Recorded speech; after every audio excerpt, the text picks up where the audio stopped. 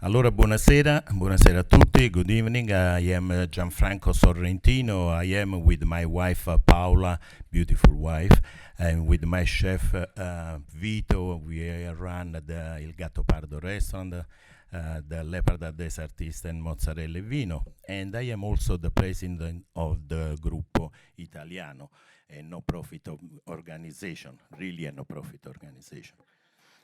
First of all, let me thank our speaker, all our panelists and the moderator to offer their precious time. I also need to thank our sponsor. First of all, I would like to thank Simona Gazzanica and All About Italy, Alberto Paderi from Bindi USA, Riccardo Maretto from Caffè Filicori Zecchini, Damiano Sorato, Elisa Calvello e Anastasia Tarasova from Etica Wine, Sabrina Notar Nicola and Gianmarco Urbani from Tartufi Urbani.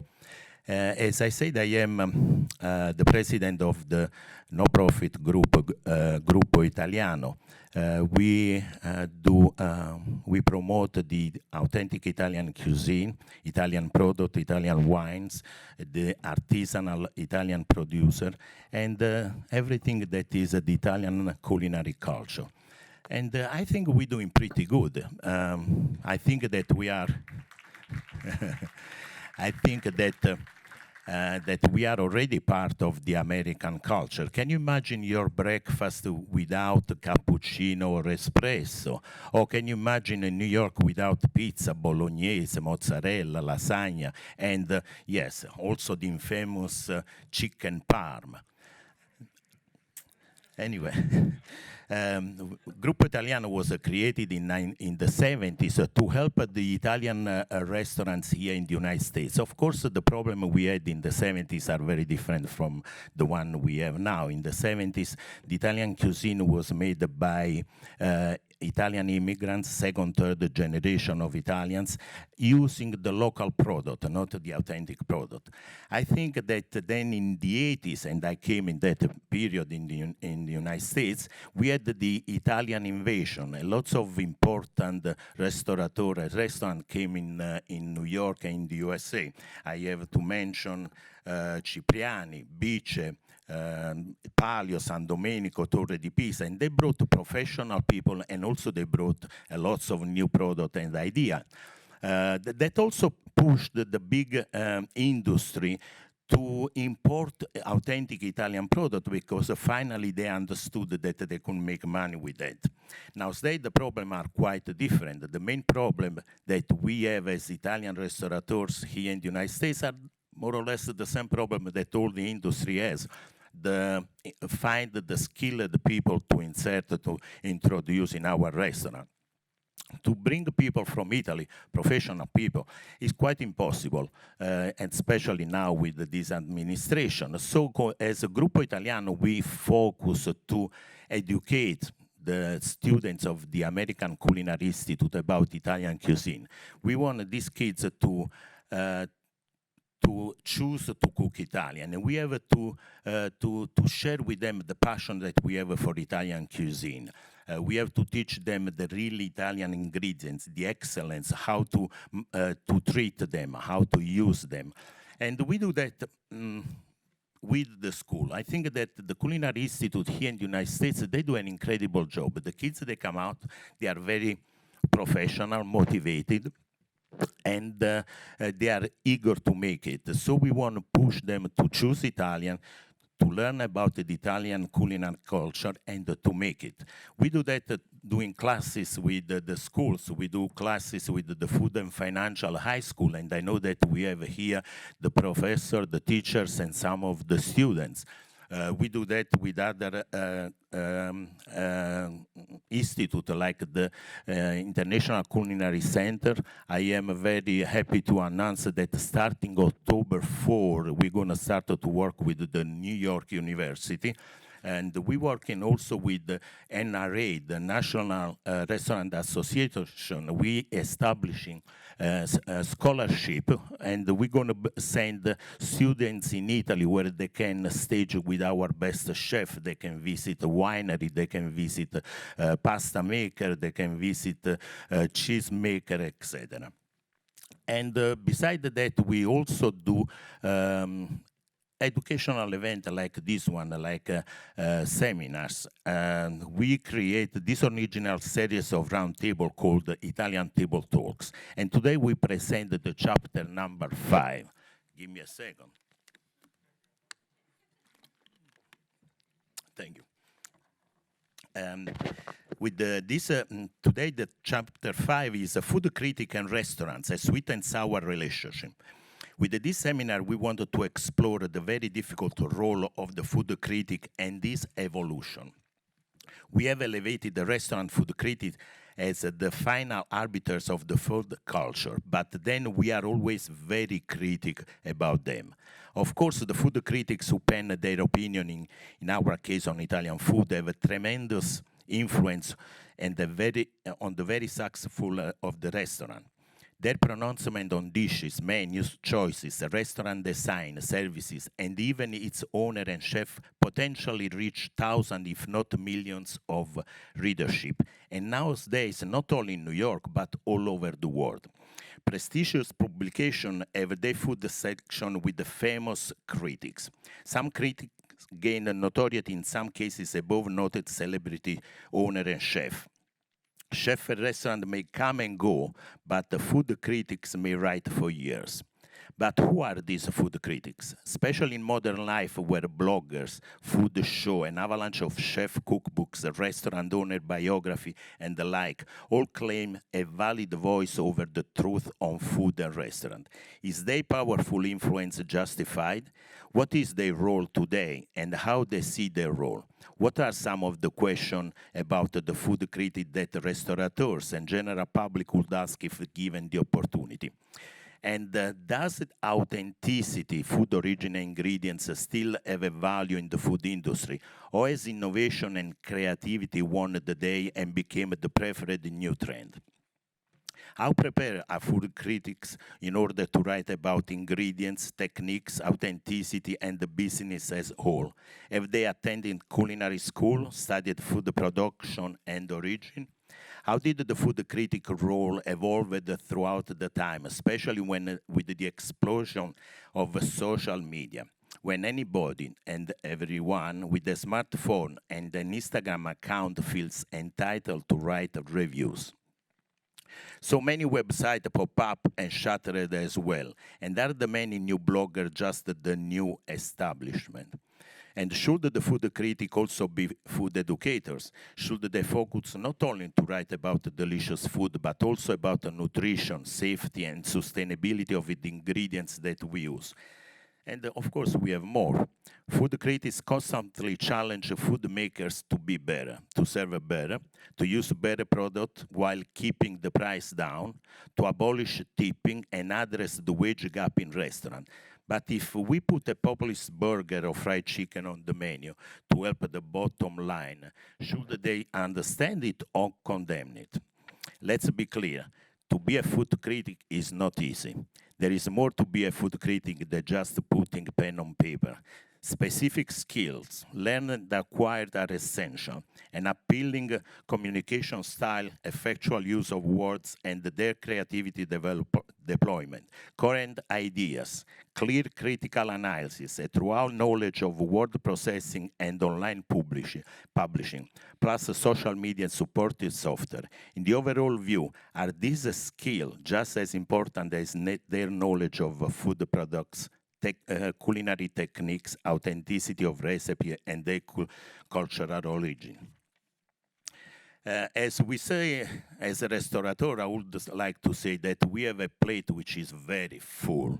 So today, we really assembled an elite panel of top food critics to answer and debate this question. The panel will explore, analyze, and in short explain their professional role, perspective, and its validity. And now, before we start with our panel, I would like to show a few minutes of a clip, please.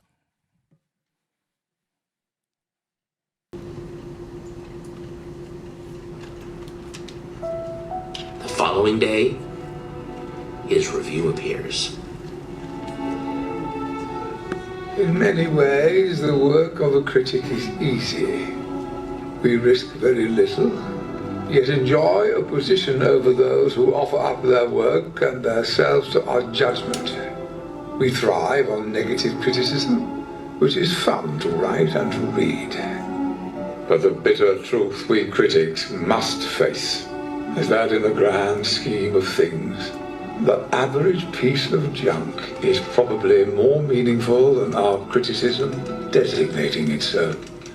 But there are times when a critic truly risks something, and that is in the discovery and defense of the new. The world is often unkind to new talent, new creations. The new needs friends. Last night I experienced something new. An extraordinary meal from a singularly unexpected source. To say that both the meal and its maker have challenged my preconceptions about fine cooking is a gross understatement. They have rocked me to my core.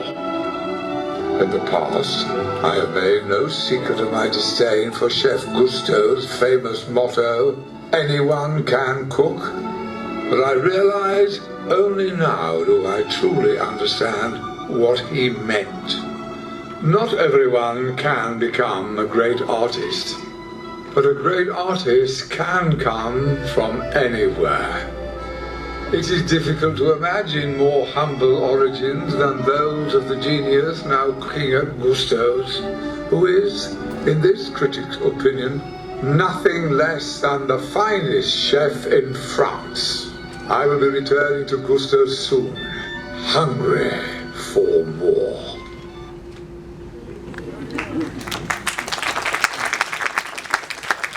Thank you. So now let me introduce our speaker, Mr. Steve Quazzo from the New York Post, American writer and newspaper editor who writes as a restaurant critic, a real estate columnist, and op-ed contributor at the New York Post. A lifetime resident of New York, Steve spent his career at the Post, working his way up from his entry-level copy boy position in 1972 through position including copy editor in the newsroom, entertainment editor, assistant managing editor in charge of future, and executive editor. In 1996, he summarized his experience at the Post in his book, It's a Lie, How America's Oldest Newspaper Cheated, Dead, and the White Matters. Steve Quazzo.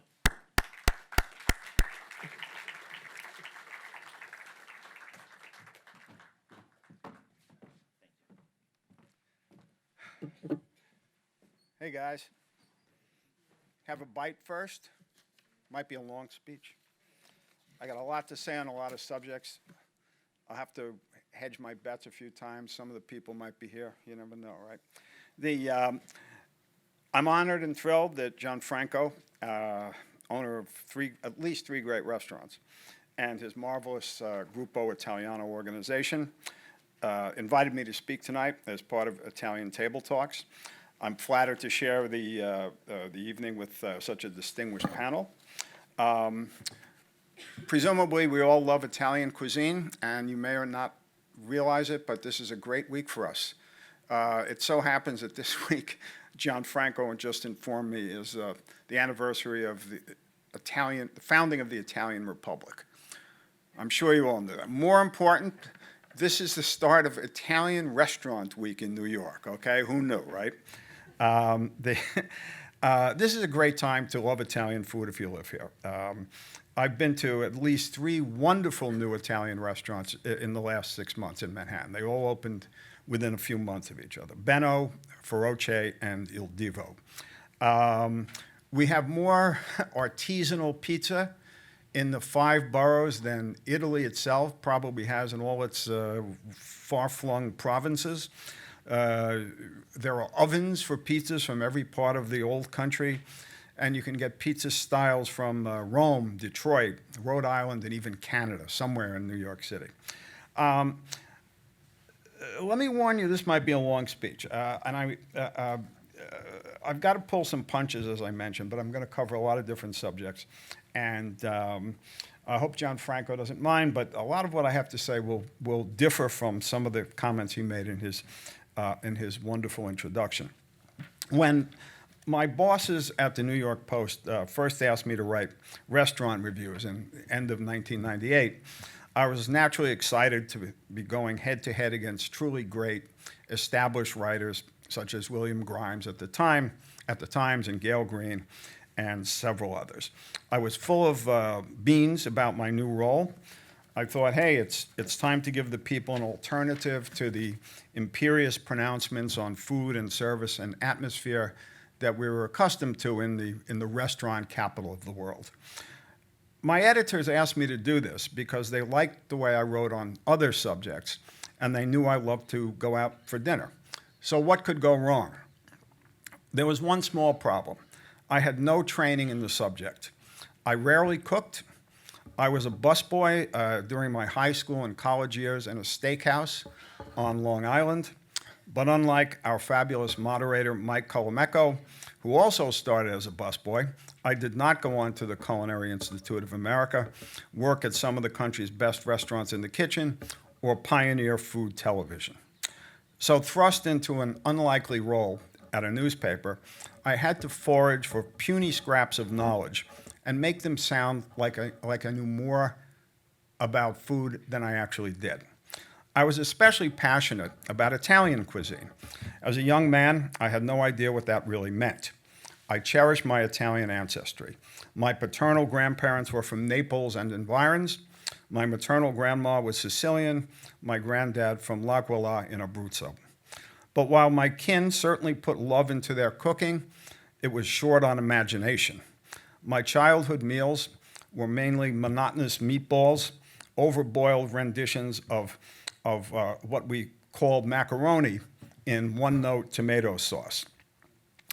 The cooks in my immediate and extended families disliked and feared fish. The cheap, bony specimens they could afford for holiday celebrations were oven-baked or pan-fried to oblivion.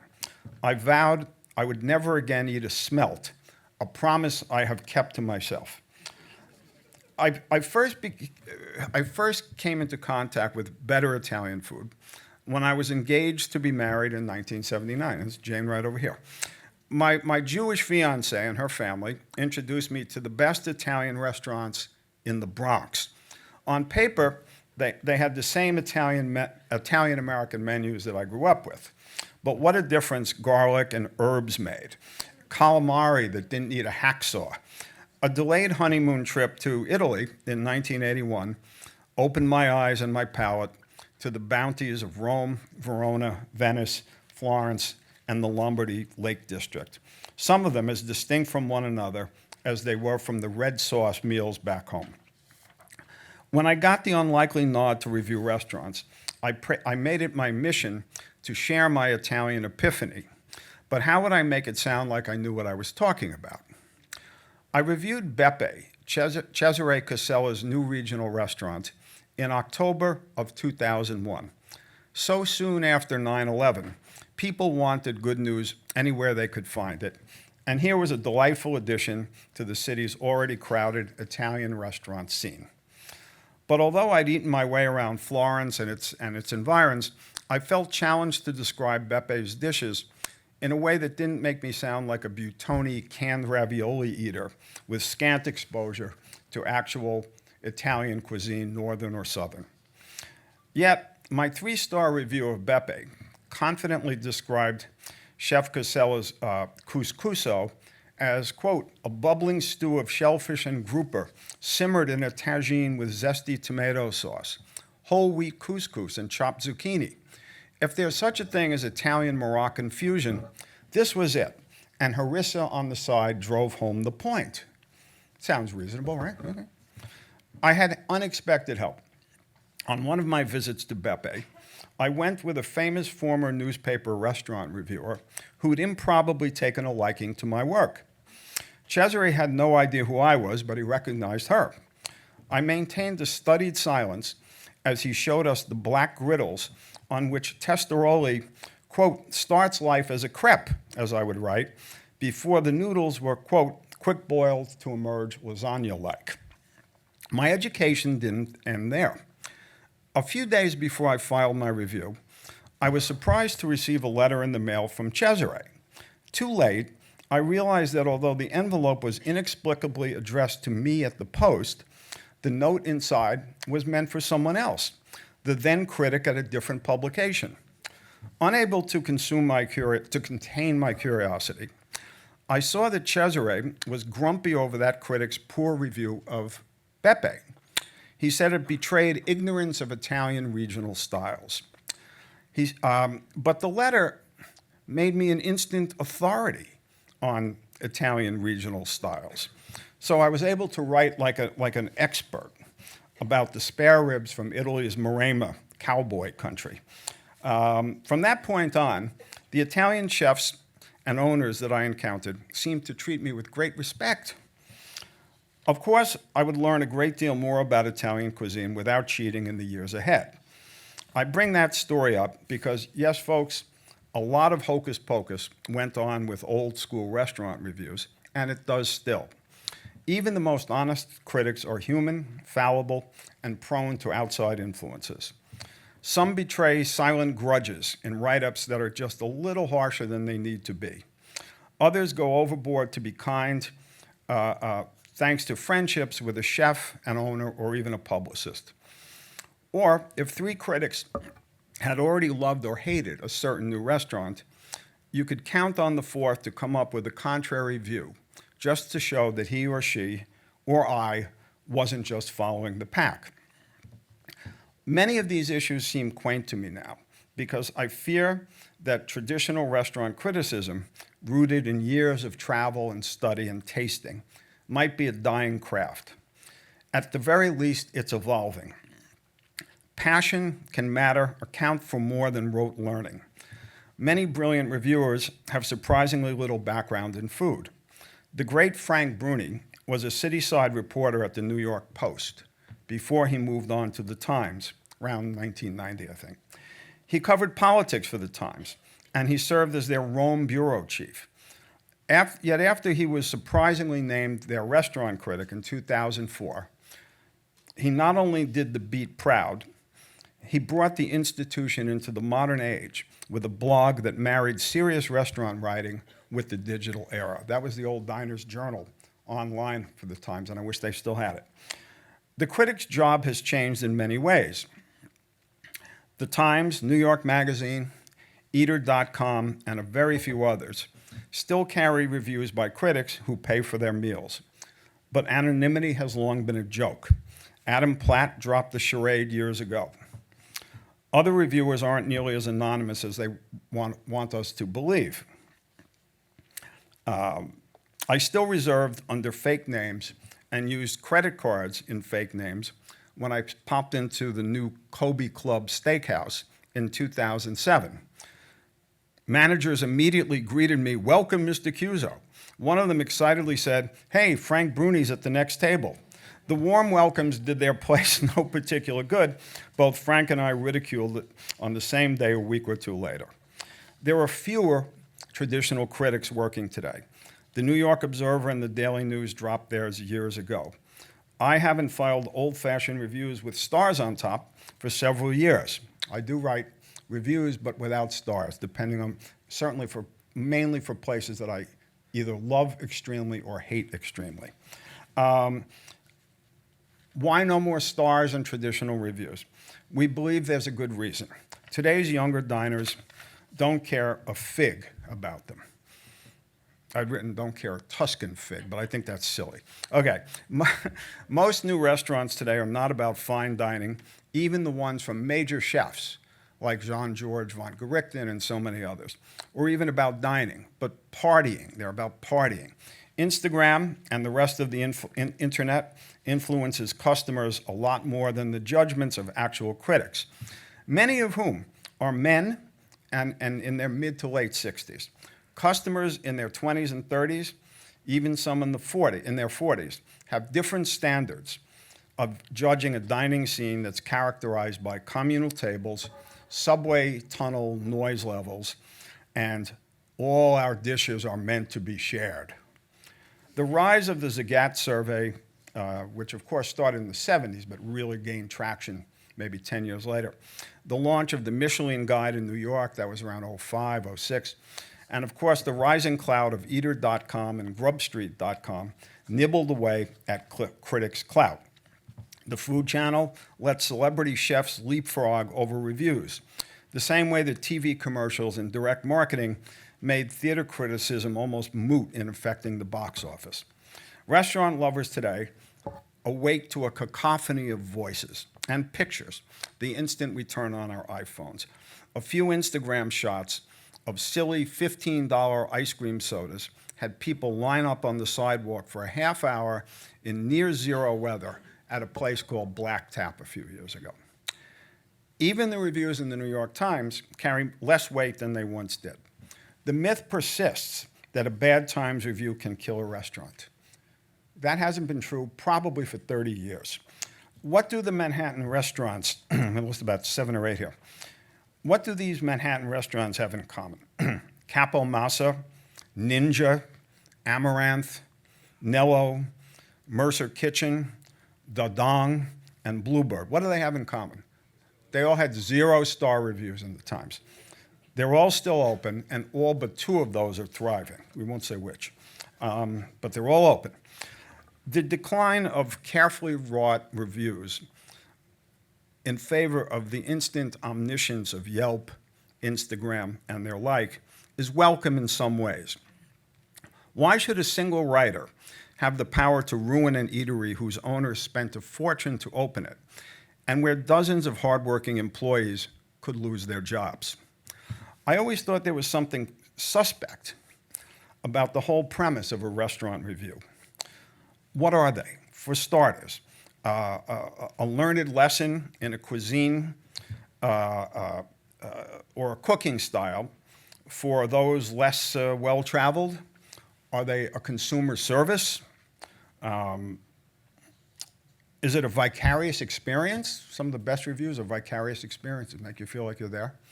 Or a way to show off the critics' wry humor. Some critics today have added a new function, which I think is very unhelpful, to address political agendas that are better left to op-ed columnists and talking heads on TV.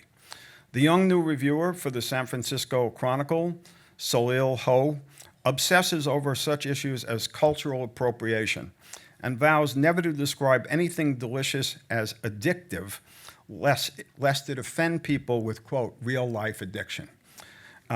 She isn't alone in that.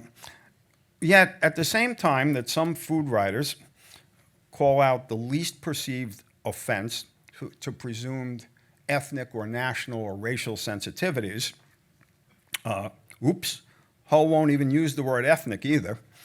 Too many of them routinely have no problem disparaging Italian-American culture without the least rebuke. Offensive stereotypes and mafia references are everywhere. A spot check I made of recent media coverage of Italian eateries in New York City, I found references to Tony Soprano food, Italian-American cuisine's, quote, immigrant mysticism, whatever that's supposed to mean, and getting whacked. There was even an online list published in New York Magazine a while ago of the best places in New York for Italian, I guess, old school red sauce. And it said that the dishes at Carbone, this great restaurant down on whatever street, McDougal Street, could feed an entire crew of Gambinos. You know, and my attitude to that, I'm the least sensitive of people about my Italian ancestry. That really pissed me off. You know, what are they talking about? Did anybody object? No. Now, it's important to note that it isn't restaurant critics of the kind we're discussing today who traffic in that kind of Goomba stereotypes. It's mainly from feature writers and bloggers who have a huge influence of their own in the food world, especially in magazines and online, who often enjoy freedom from restraint along with their free meals. Critics, whether you agree with them or not, answer to a higher standard. Their eclipse is regrettable in many more ways. Reviews are fun to read. A reader who's familiar with a critic's taste may draw conclusions beyond what was written. If you knew that Adam Platt hates luxury in restaurants, and that Ryan Sutton is hyper-attuned to pricing, and that Steve Cuso would routinely go crazy if he was greeted in a snooty way, you could take those emphases into account in deciding whether or not to take a given review as something you should pay attention to. Reviews also provided, because I haven't seen one of these in a while, the entertaining spectacle of feuds between critics and chefs and owners. Jeffrey Charterow threw a famous tantrum over Bruni's Kobe Club review. Keith McNally called Adam Platt a balding middle-aged has-been over a review he had written, I think, of Polino's downtown. And then Keith went on to liken me, Cuso, to a centipede when I came to Adam's defense. Joe Bastianich said that I was, and I quote, fucking stupid over something that I had once written about Del Posto. The curious in the audience can find more on the subject in Joe's book, Restaurant Man, on page 219. But the most painful loss, if we are to lose the kind of criticism that we understand to be taken seriously, or if we ought to lose that, the greatest loss would simply be in credibility and integrity. Every critic that I've ever known takes his or her work very seriously. They're conscious of their power. They work harder at their craft than a blogger does. They weigh their words much more carefully than a reader might guess. They fact check. And if they're not as knowledgeable about Thai street food, for example, as they should be, they'll go out of their way to learn about it before they write. Italian cuisine in particular, excuse me, can use all the serious critical attention it can get. We need criticism that's founded in respect and knowledge. Italian cuisine is so popular, so familiar, so part of everyday America, as Gianfranco noted, that it might not seem to need explaining. It carries none of French gastronomy's intimidating class connotations. Not even, it lacks the exoticism of Asian, South American, or Caribbean food, and not even our most envelope-stretching Italian chefs are as pioneering and revolutionary as the molecular-driven chefs of Spain, of modern Spain. But I've found that not only do few Americans know very much beyond whatever Italian styles they grew up with or fleetingly encountered while on vacation. Many Italians don't either.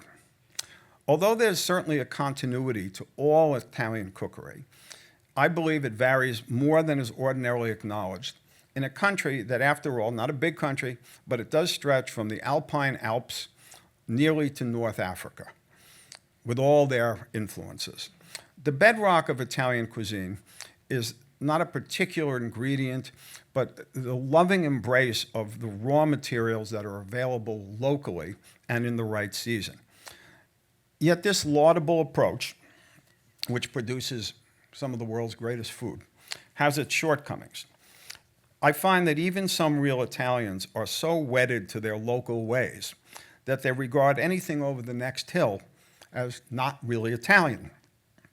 When Danny Meyer opened his Roman-themed Maialino, we went there with friends of ours who lived in New York, but they were from Milan. And they were shocked to find mint in some of the dishes, especially tripe. Not Italian, they said. So Danny and his chef, Nick Ander, came over and calmly noted that mint is very common in and around Rome, where both men had lived for several years. And of course it is, but not Italian if you're Italian from somewhere else in Italy, perhaps. Andrew Carmelini told me that a woman who was dining at Our Voce some years ago when he was involved with Our Voce scolded him for serving polenta that wasn't really Italian. He laughed. He said, "My grandmother's from Friuli, the land of the polenta eaters. We sourced the finest polenta from Piedmont. And yet this customer, who was used to something else, found it not real Italian." This is where we need the critics. They can illuminate Italian cuisine's abundant and diverse pleasures while noting whether a dish is authentic or Italian-inspired or mixed and matched from several regions or just completely invented, made up, as some of Mario Batali's dishes were at Babbo years ago. I remember writing about Babbo. Some dishes are native to Liguria, others are strictly native to Waverly Place. Preserving cooking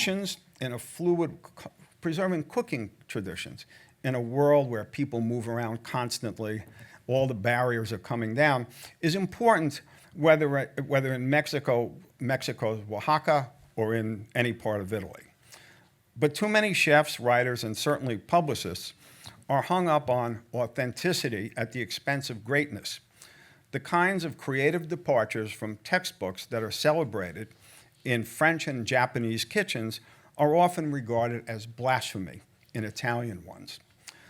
I agree with former Times restaurant critic Sam Sifton when he wrote that, quote, authenticity is a joke. What matters is how a dish tastes. No one should care that you won't easily find Michael White's Maria masterpiece, fusilli with braised octopus and bone marrow anywhere in Italy. We should simply cheer that he made something new and delicious.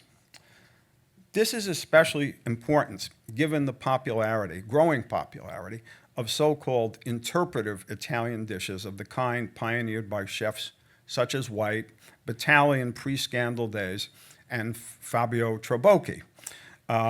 This is not Italian. Here we go again, not Italian.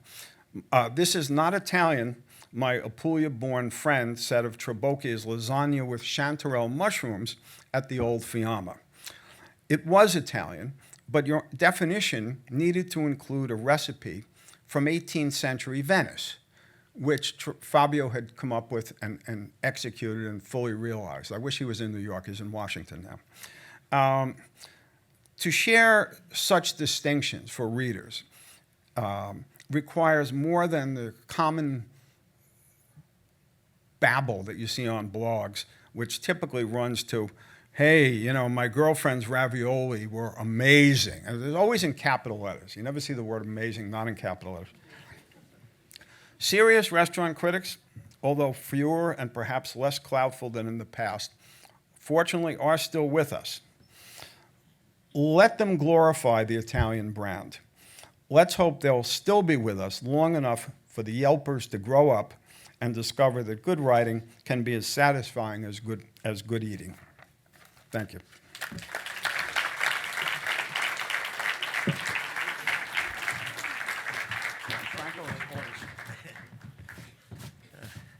Wow, that was very interesting. Thank you, Steve. Now let me introduce our moderator, Michael Colameco. Michael is an American chef, author, and media personality, a veteran of the restaurant industry. He is the host and producer of My Colameco Real Food, one of the most popular and enduring cooking show in the iconic Channel 13. Michael? I also introduced the rest of the panelists, John Mariani. John Mariani is author and journalist for 40 years standing and an author of 15 books. He has been called the Philadelphia Inquirer the most influential food wine critic in the popular press and is a 3-time nominee for the James Beard Journalism Award. Mitchell Davis, the James Beard Foundation. Mitchell Davis is the Chief Strategy Officer of the James Beard Foundation, a cookbook author, a food journalist, and a scholar with a PhD in food study from New York University. Also, Serena Day, Eater New York. Serena Day is a digital editor, reporter, speaker, and video host currently working as the head editor for Eater New York.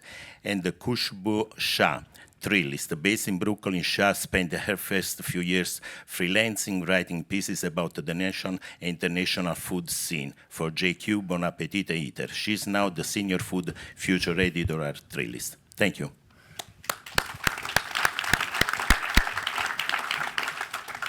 Thanks, everybody, for showing up. I've done, I think, 3 of these panels for Gianfranco before. I think one was about authentic Italian restaurants and what that meant in the context of America. Another one was about the future of retail, Italian food. That was the last one. And when he sent me this panel, it wasn't an invitation to do anything. It was just kind of a group email. And I remember responding, I'm really glad I don't have to MC this one, because it's not one I want to touch. So fast forward to a couple of weeks ago, my oldest son's longtime girlfriend just got her master's degree in nursing from NYU at City Center on 55th Street. She was with her dad and my son. They wanted to celebrate. And I said, well, let's go to Il Gattopardo. It's around the corner. It's a great restaurant.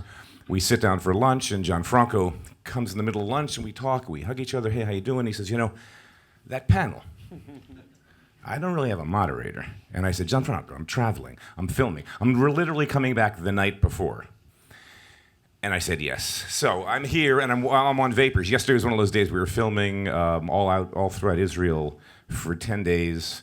And it was one of those, if all of you that do international travel, we had to get up at 7 in the morning in Tel Aviv, to go through the endless securities, to catch a plane to Warsaw, to fly back to JFK with delays at every step of the way, including sitting on the tarmac in Warsaw waiting for the plane to Kiev to come, which put us in New York an hour and a half late, right around 10 o'clock when that big thunderstorm came through, where we sat on the tarmac for about another 65 minutes until the lightning stopped. So I got to bed around 1 in the morning, and because 5 in the morning is actually noon in Tel Aviv, 4 hours sleep. So here we go. Anyway, it's great to have you guys here. Could you guys introduce yourselves? Because I really don't want to botch introductions. We can start with you, please.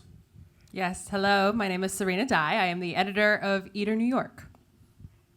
I'm John Mariani. I'm with my own Mariani's Virtual Gourmet newsletter and with Forbes Lifestyle on the net. I'm Kush Bouchard. I'm the senior food editor at Thrillist.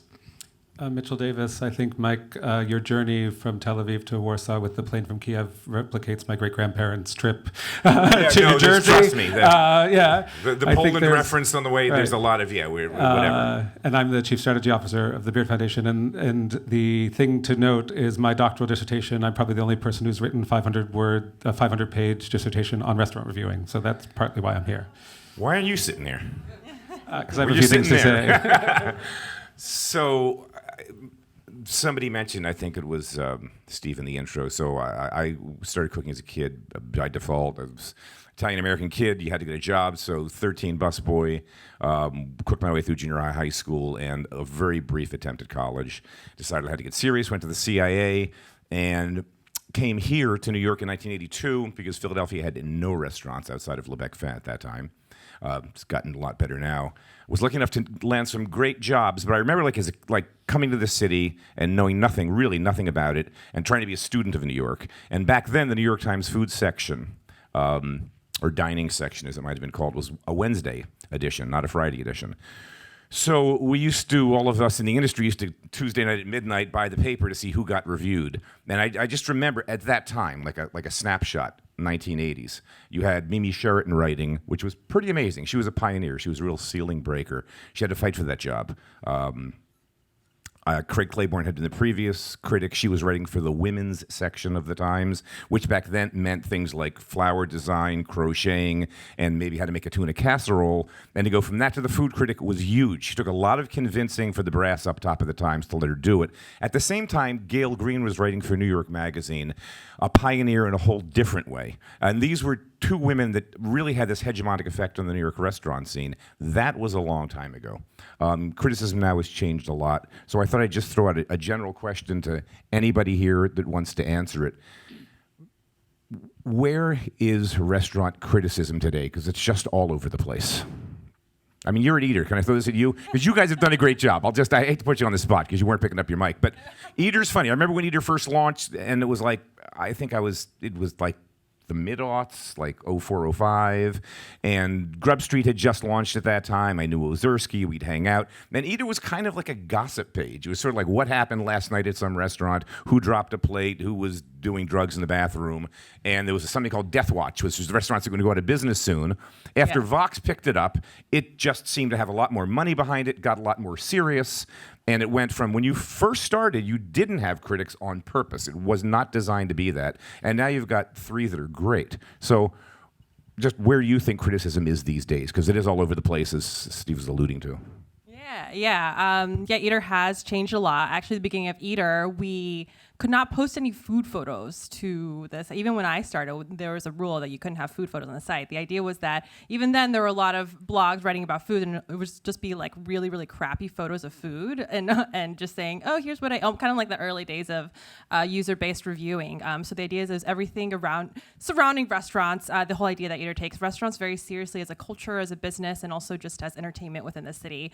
Obviously, it's a huge part of New York City culture. But I think that over time, criticism was a natural growth of what Eater was and is now. It's like Steve said, things are much more noisy now, right? There's Instagram, there's Yelp, they're your friends. There's just so much more out there, and different ways to access food and words about information about where you want to eat. I think in that sense, criticism has become more important. Because there's so much noise, people are seeking authority. People are seeking people that they actually trust. Again, like Steve said, you kind of know who you're going to go to for what. Like, I know when I read a Steve Koza review whether I'm going to kind of agree with him or not agree with him. Because I read him all the time. So I get that. Same with Ryan Sun and Robert Sietsema. People are going to them for specific things, and knowing that they have authority, and knowing that they are going to all the right places, and knowing their opinions. And for Eater in particular, it makes sense because we're essentially a news site. So we consider ourselves authorities on the industry in New York City. And so you can trust our criticism because we know all these other things too about the business and what's going on. And in an environment where there is so much noise, I think people truly are seeking things that are authorities and are experts on the industry. And I have to say kudos to whoever made the decision. I had never met Ryan before. He came out of left field. And I remember having him on the radio as a guest, and then having him a couple of times more on whatever radios I was working on, whether it was WOR or Heritage. And that guy is just like a walking soundbite. He's really smart. I mean, it's one thing to write like that and to think about things and then get it right after 45 minutes of wrestling with a paragraph. I mean, I remember like interviewing him, and he would just open up his mouth, and just the next 20 minutes I'm like, where the hell did that come from? He's great. His writing's great. And as far as Robert Sietsema, I was always a fan of his writing for The Voice. I don't think anybody covers the ethnic scene. Like the Outer Borough, Manhattan, true, but like crazy, like yak meatballs in Staten Island. I don't know how that guy gets his sources, but he's amazing. Yeah, Robert's definitely an icon. I mean, he just has a completely encyclopedic knowledge of this New York, city. yeah, and especially the street food end of it, the kind of middle brow, low end. He's just all over that stuff. John, how about you? Luckily, I'm not the oldest guy in this group at the moment. So you've had this long career arc. Coming from traditional, I mean, you were with Esquire for years. You've penned a half a dozen great books, the Four Seasons book, Dining in America. So where do you see this thing going with critics these days? Well, I'm as distressed as anybody who is a post-60s, post-60-year-old, post-70-year-old white male with white hair, that we all worry about will we be employed as of tomorrow. And the thing about getting older in any career is that, well, am I not as good as I was the day before I got fired? Oh, no, you're fired. We got to go in a new direction, and we want to try something new. What that means, what that has always meant, is that we can get somebody cheaper than you. Today, that is what it always, always means. We can get somebody in their 20s who may or may not know anything about food, who's never set foot in Italy. I'm going to try to focus this on Italy. Who doesn't know, we can talk about authenticity also. Because when you go to Italy, anybody in this audience, and I suspect everybody in this audience has been to Italy, and you taste the food there, you do come back saying, why doesn't it taste the same in the United States? You know what Italian food is and what is authentic, and pineapple pizza is not it. Beyond that, when you have critics who these days are not, as Steve alluded, required to write the English language with any kind of perception, with any kind of talent, whose work then has to go to at least one or two editors and be edited, and you may be yelled at, or scrap this, or would you really have to say that? Are you really going to use the word sapid? This is something that is totally vacant at this point, except those places like Eater and others that have editors left. I'm also happy to hear, as Mike alluded to, that Eater poured a lot of money into doing things the right way rather than being what was a gossip column in which chefs were pitted against. Against the. I will say I did enjoy Old Eater. Huh? Just in defense of Old Eater, it was also a fun. It was fun place to read. be. It was a fun place to be. You know, as the critic in Ratatouille said, it is fun to write and fun to read. That's very much the way food critics, restaurant critics in the British papers write. They are encouraged to write that way. They go one time, sometimes with one person, and on that basis. And I've dined with some of them. They don't even eat dessert. They order the lamb. They order the chicken. The chicken was under, and then they just bring up as much hilarious venom into their writing as is both possible and as they're told to do. And everybody thinks it's very funny, except for the restaurateurs and the chefs, who don't find it very funny at all that the guy came in here and ate a hamburger and a chicken sandwich, and he says we're not a very good restaurant. That guy in that lovely, lovely cartoon, Ratatouille, was of a certain type, which hasn't existed for a long time. Which is to say that, as Mike said, I wrote for Esquire for 35 years, for Bloomberg 10, for Wine Spectator 10, for Food and Wine, for Bon Appetit, for many, many others over the years, and including the New York Times in Westchester County when they had county, Long Island, New Jersey, Connecticut, and Westchester County critics. And I've never once been told by any editor, demolish that place. Or I went there the other day, I hated it, kill it. As a matter of fact, what I always was told was, if the place really sucks, just, pay the bill and just, we're not sending people to bad restaurants. And I'm not saying that the critic, therefore, does not have the right to write the truth about a bad restaurant. And there are certain places that stick out like a sore thumb that have to be a judge. But when I was with Esquire, every year I was doing the 20 best new restaurants of the year. Not the 10 worst, not even the 2 worst, the 20 best. And of the maybe 100 restaurants that I went to over the course of a year, the 80 didn't make it.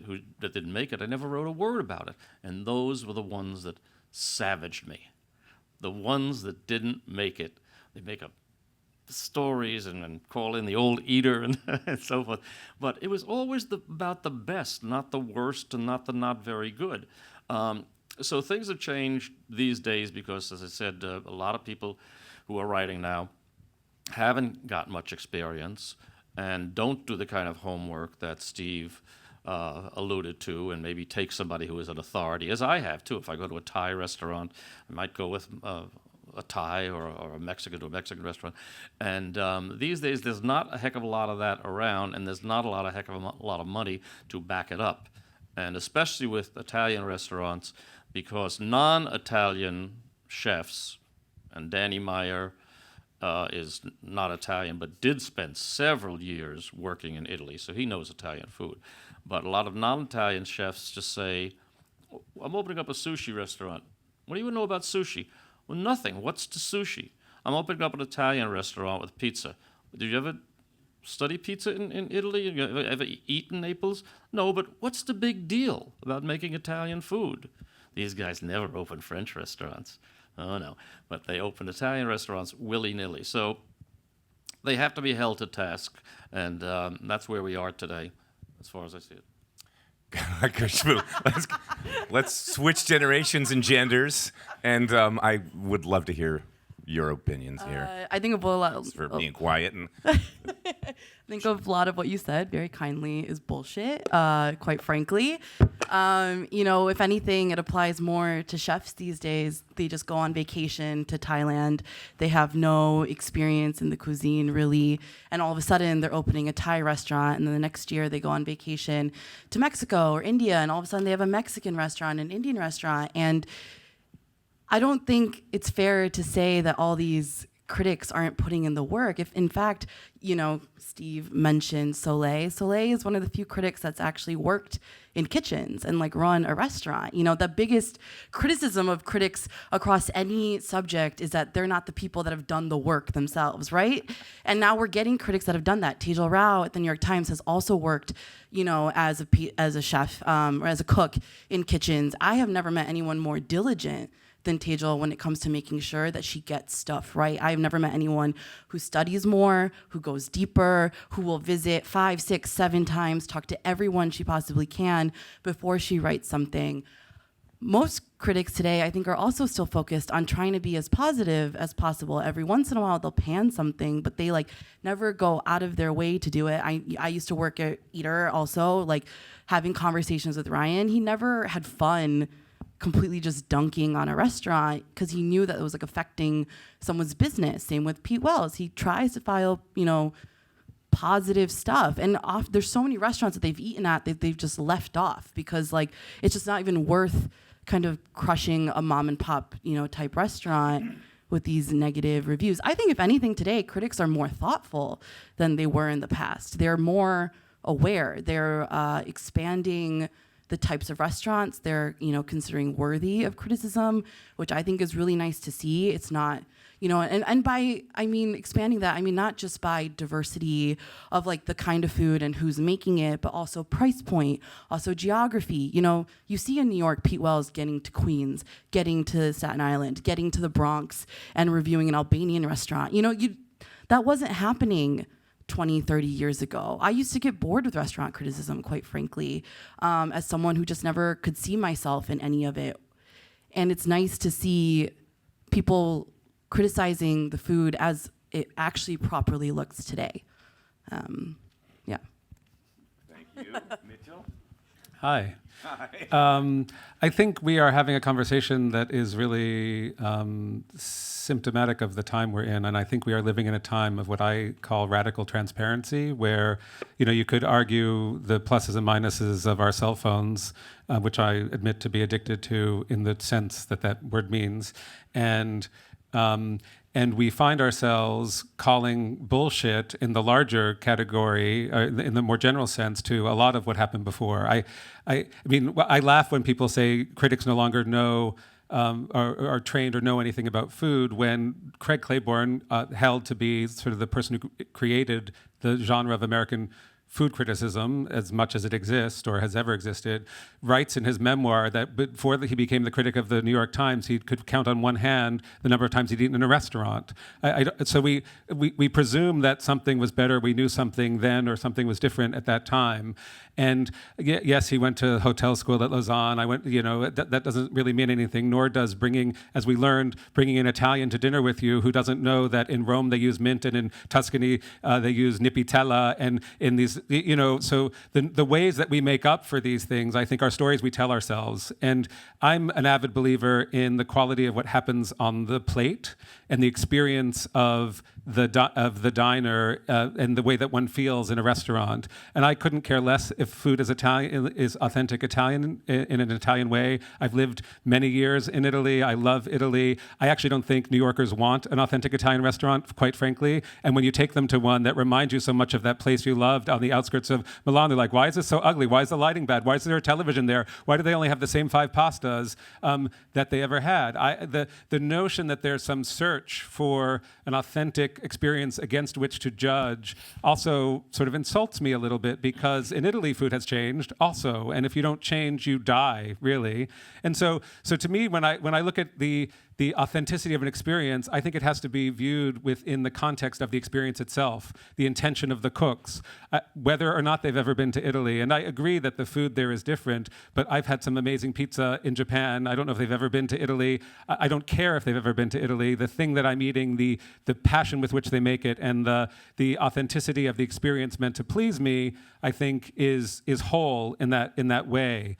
So I think it's the heart. I think we live in a moment right now where some of the best criticism and some of the best food and some of the best food media, all these things are happening because so many more people have access to the channels of sort of influence, let's say, but there's a tremendous amount of noise, and I think it's really hard to cut through the noise. I think we're not on the other end of that radical transparency when we see exposés about lies on menus about the names of fish or the sustainability of such and such, and people we're still sort of grappling as a society on like what it is that's even happening, let alone what we're eating. And so I mean I'm thrilled and excited by the food I consume when I travel around the country. I don't think there's ever been a better time to eat more broadly, more deliciously, high, low, at a truck, at a 4-star restaurant, whatever the thing is. But I think the work to be done is not small for people to understand it, interpret it, and recommend to others some real lived experience. So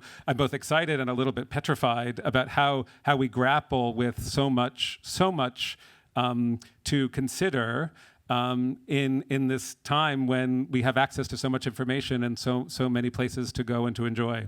And it comes down to where you want to spend your money, and I'll get off my soapbox in a second. And I think that it's hard to quantify something called intention, but I increasingly feel like the thing that distinguishes the meals that I feel are worth the value I pay for them has to do with the intention of the people producing them, the cooks, the servers, the owners. Do I count in this equation? And those are the people that I want to support with my money, regardless of whether or not their olive oil came from Tuscany or from someone making olive oil with intention in California. And that's just my perspective, obviously, but I feel it resonates a little bit with this moment that we're in, where inauthentic doesn't mean bad; it just means different. I just want to comment that the idea that the discovery of that terrific new Cambodian restaurant in Brooklyn or that wonderful Dalmatian Coast restaurant in the Bronx, that these places have been neglected all of these years, and that the current generation of food writers have just discovered them. It was, in fact, Craig Claiborne at the New York Times, who loved nothing more than to write about and get them book contracts and so forth. People like Diana Kennedy, people like Paul Prudhomme. Throughout the South, there were many, many people he championed. So did Jim Villas, who could tell you where to get the very best barbecue when he was at Town and Country, the late, great Jim Villas. These were always covered, and to say that the Bronx or the Brooklyn was not covered usually in the main section of the time, like Pete Wells has now. I think Lagaya Nishan does an extraordinary job with that beat, but that beat has always been there. Back in, I don't even know what edition this is, Peter Meltzer, who now lives in Canada, and we put together Passport New York Restaurants. This is the 2001, and if you started down here in Tribeca and on the east side, we were not only writing about Nobu and Montrachet at that time, but Rock, Obeka Lee, Pepperleader, Salam Bombay. Many of these places are in fact still there. Danube was a high-class place, as a matter of fact. And then in the back, we had, after we finished with Manhattan, which was most of it, we had sections on Brooklyn and the Bronx.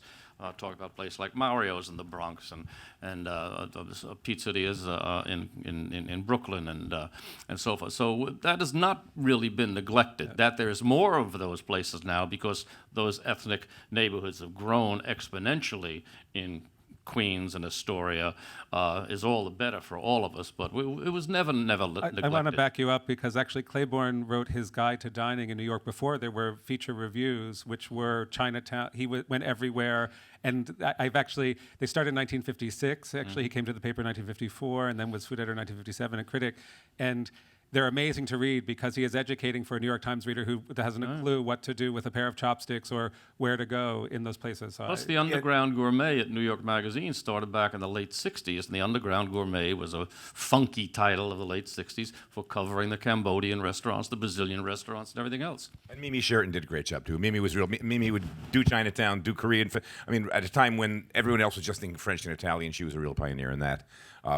One of the eye-openers I had in terms of just food criticism and writing and how it's changed in the aughts was, I guess for 3 or 4 years, I was the host of Food Talk at WOR, so you're doing call-in call-in talk radio 6 days a week, so you better plan every day and get good guests and do your homework. And Frank Bruni at that point was the Times critic, and I had him as a guest a bunch of times. And I remember off microphone just kind of, poking him as a chef, saying, Frank, you have such a hegemonic effect on restaurants. How do you feel about that authority? About a bad review for a restaurant literally puts the owner's finances at risk, puts all the workers at risk. And he said, Mike, slow down. He said, this was 10, 15 years ago. He said, it's completely changed. Restaurant criticism used to be when Mimi was writing, when Brian Miller was writing, when Ruth was writing, into that time, 70s, 80s, and 90s. It was kind of a service job where there weren't a lot of restaurants in New York back then. I mean, nothing like today. Like Tribeca didn't have a lot of restaurants in the 80s and 90s. I lived down there. There was nothing going on.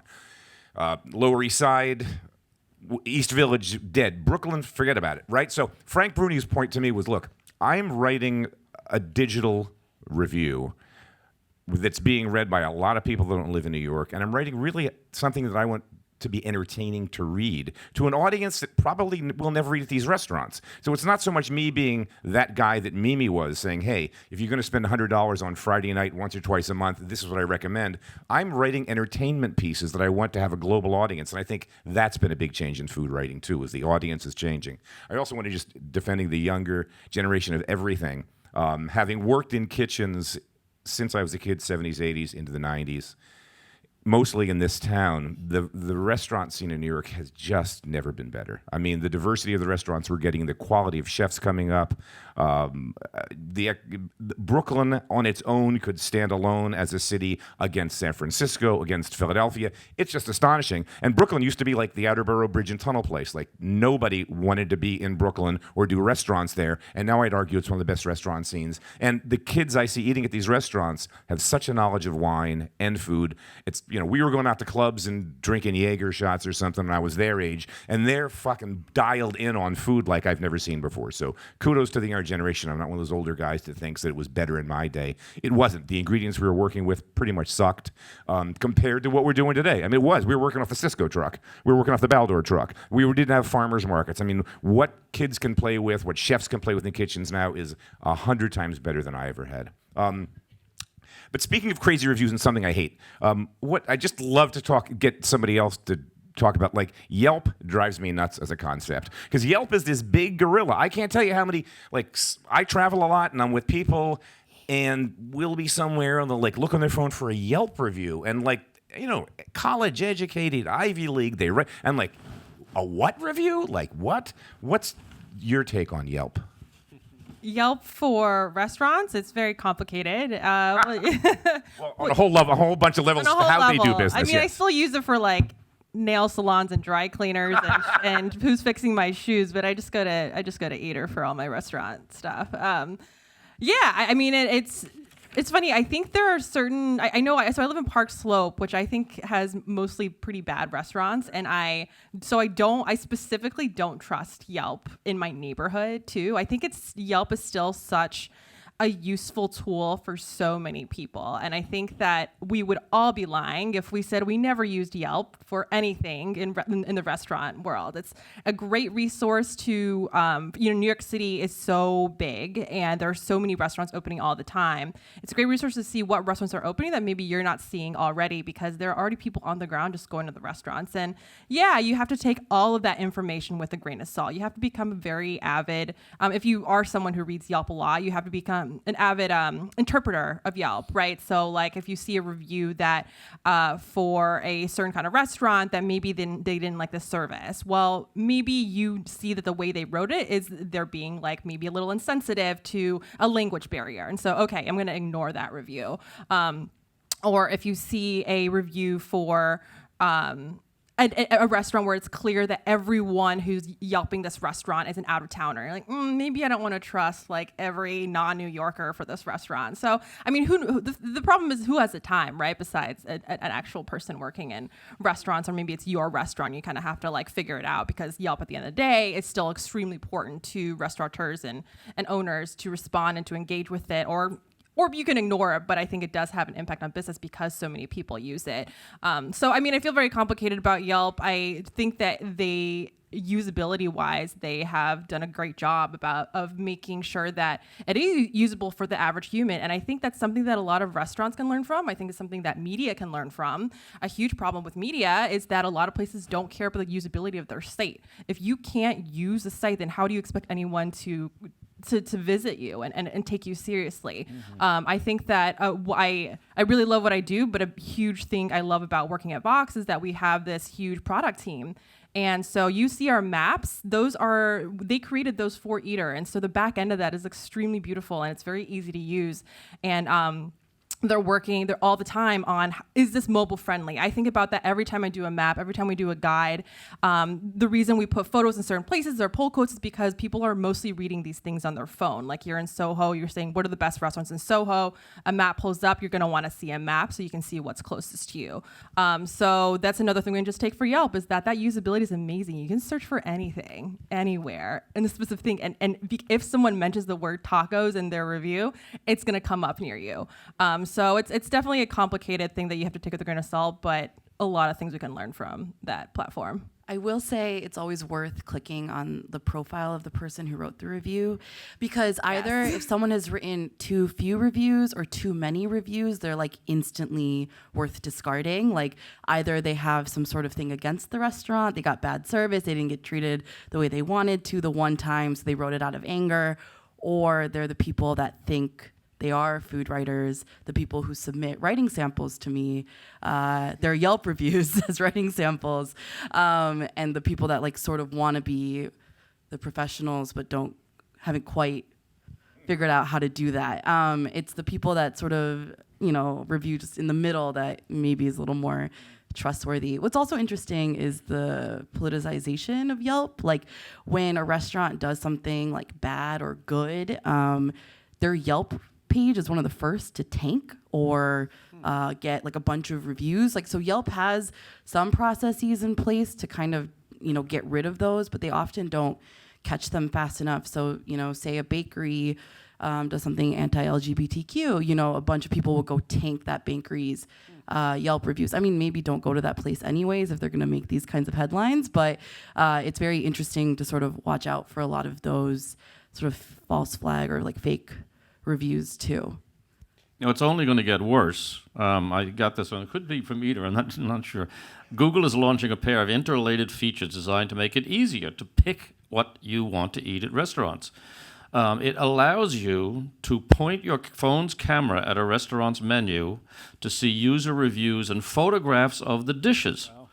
You can add a review after taking a photo of a particular dish, which would also be automatically translated if you're in a foreign country. Now, I take pictures to just jog my memory when I get home, and almost never use them because I can guarantee you that dish looks horribly unlike what I was actually eating because of lighting and the camera, and I'm not a photographer. So you're going to look at a baked artichoke on on Google that some guy took with his iPhone and say, that looks terrible.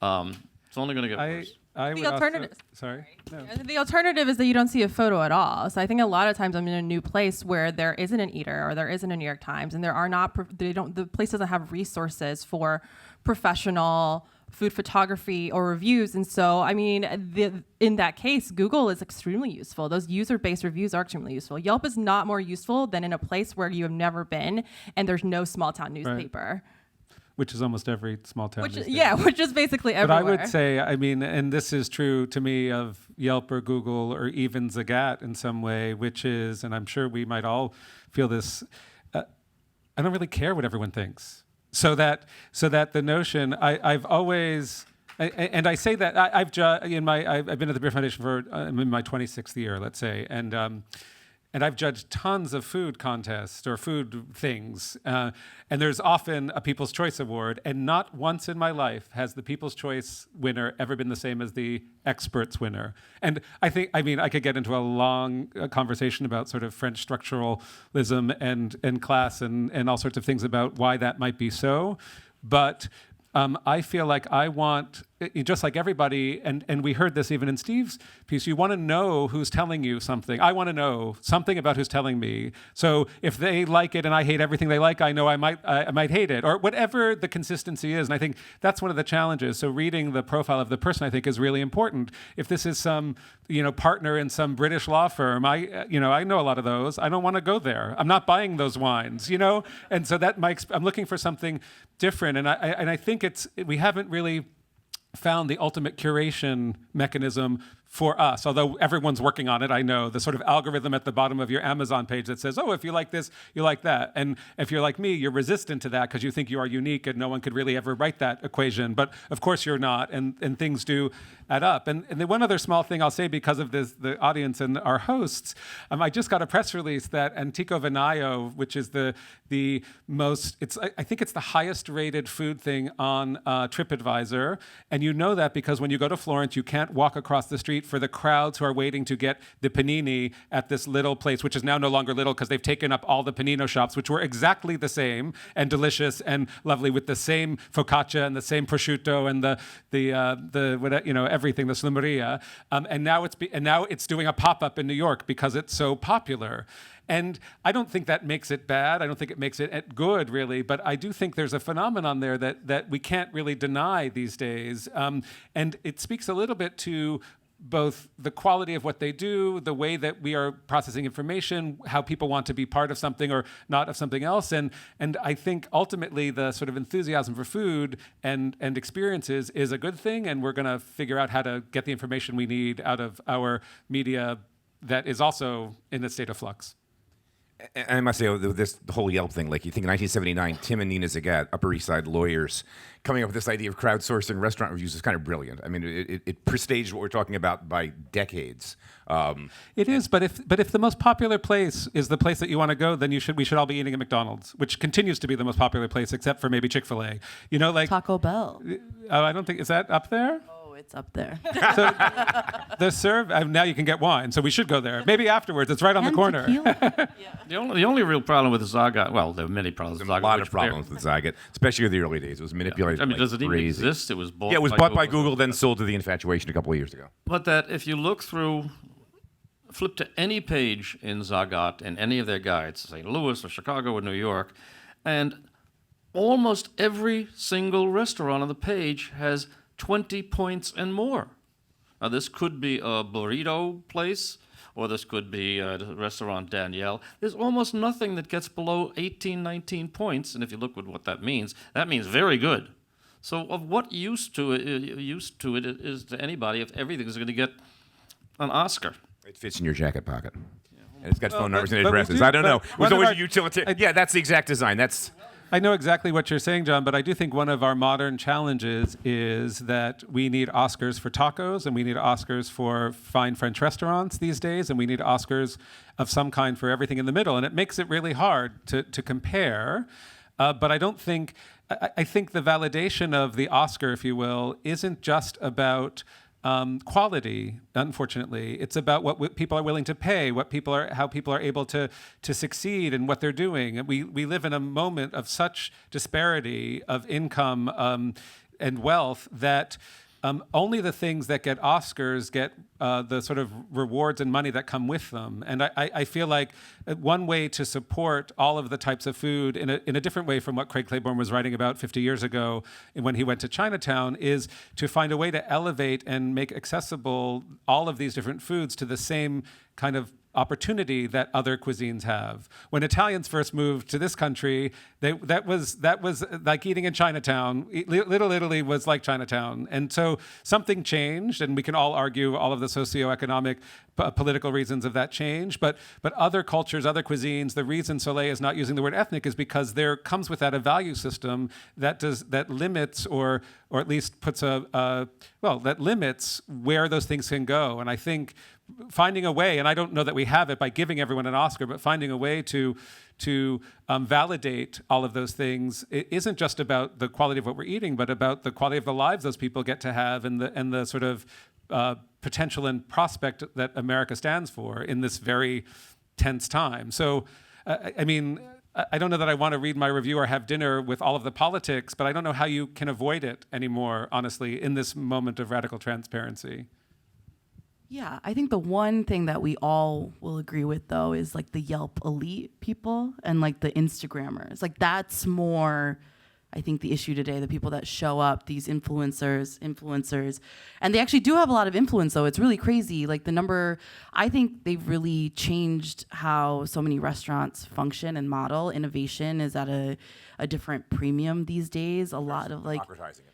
sort of, but also Fetishizing it. Like there's a lot of focus on like stunt foods and sort of these things that have these very short lifespans. And some of these restaurants, you know, a lot of these like kind of dessert shops in Lower East Side and Chinatown, like they kind of have to keep releasing new things like every month, every week. Like the cronut wasn't enough. Like the cronut is a Although the one-off. same thing's Yeah. happening at the top of the World's 50 Best, which have to reinvent themselves every 3 months so that everyone comes back and continues. Like there's this funny fetishization of new, which we saw a little bit in the Ratatouille movie. But by the same token, new should not be applauded simply because it is No, new and novel. agreed. No. And also, I have to reiterate that for 45 years I have been writing about the little restaurant. My wife and I drove cross country in 1977 on our honeymoon, 14 weeks, New York, California, and back. And we only had the mobile guide to work with, which was just a joke. They're giving 4 stars to places in a VFW lodge on Saturday. And that was not the best restaurant in town. And we finally, after 3 weeks, just gave up and started to eat by the side of the road. The taco stands, the fried chicken places, the Piccadilly cafeterias, and the fish camps. This is in Louisiana and so forth. Instead of going to Antoine's, we were going out into the bayou. So I have some familiarity over the last 5 decades and love for this because I wrote the Encyclopedia of American Food and Drink, 5 editions. By the same token, I think there is an NFL, and I think there's a Major League Baseball, and I don't think anybody in the minor leagues gets into Major League Baseball unless they're good enough to get into it. And what I mean by that is that if you are the best Croatian tennis player, but you are not Nadal and you are not Serena Williams, you don't get the Oscar. And for somebody like Gianfranco, whose restaurants are stunningly beautiful, the wine glasses are thin, the napery is of the finest quality, there are candles. He happened to inherit those gorgeous Charles Annie Gibson the murals at the Leopard. But, I mean, he stocks his wine cellars worth hundreds of thousands of dollars. It's very hard, I would think, for Gianfranco to say, but the best new restaurant in America is a sandwich shop in Los Gatos that's six seats at a counter. And a lot of people, well, why not? Why can't that be the best? It is the best place of its kind, but it's not Il Gattopardo. True. I'm going to let everybody out there know in about 5 minutes or so, we're going to open up questions from you all if you have them, and I assume if you're here, you may. Talk about reviews. It's funny. I think it was Ryan Sutton first. I was thinking about per se and tasting menus and how my taste has changed. I'm an old dude, so I grew up in those French restaurants, and my wife's, who I met in cooking school back when dinosaurs walked the earth in 1979. We had parallel careers in New York. We worked in a couple of the same restaurants. When we left the city to open our own, she was the pastry chef at the Pierre Hotel, which was a big deal back then, and I was the chef at the Ritz-Carlton on Central Park South. It's no longer there anymore. But we would go to France.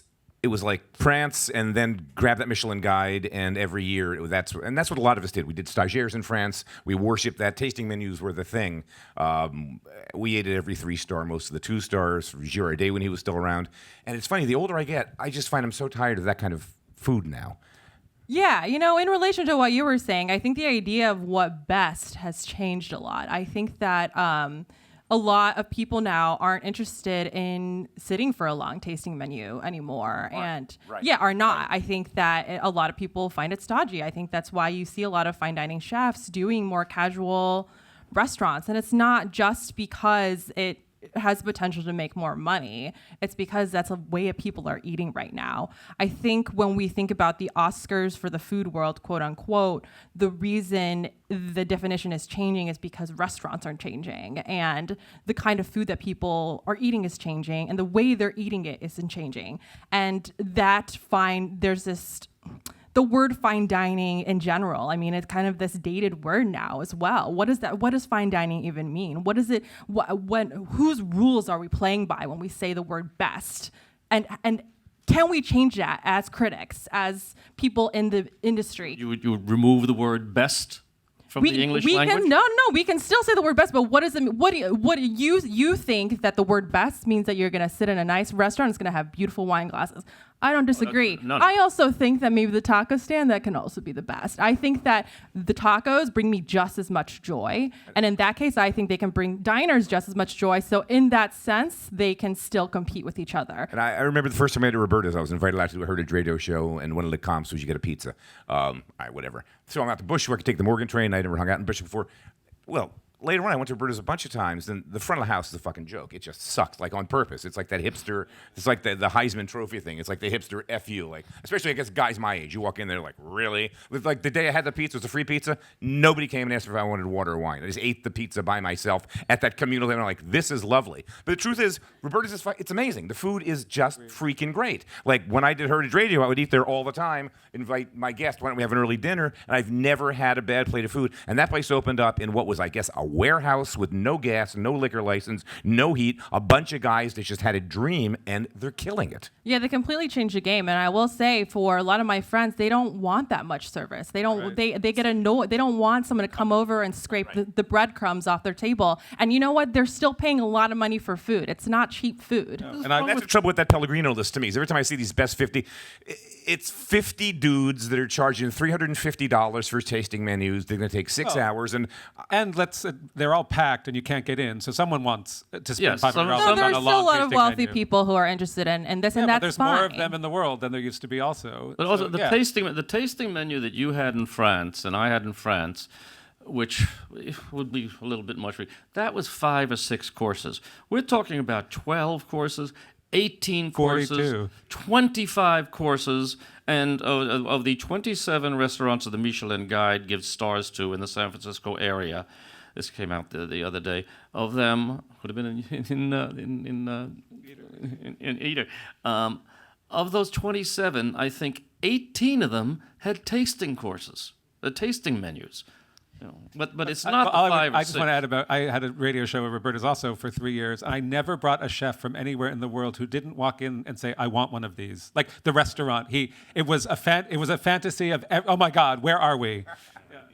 But here's the thing. I do a best new restaurants list. I'm on my 3rd year of research. I drop it every year. I travel the entire country to do it. Thrillist has a different audience. They're not necessarily interested in per se type restaurants, 12 course, $300, $400, $500,000, $5,000 meals.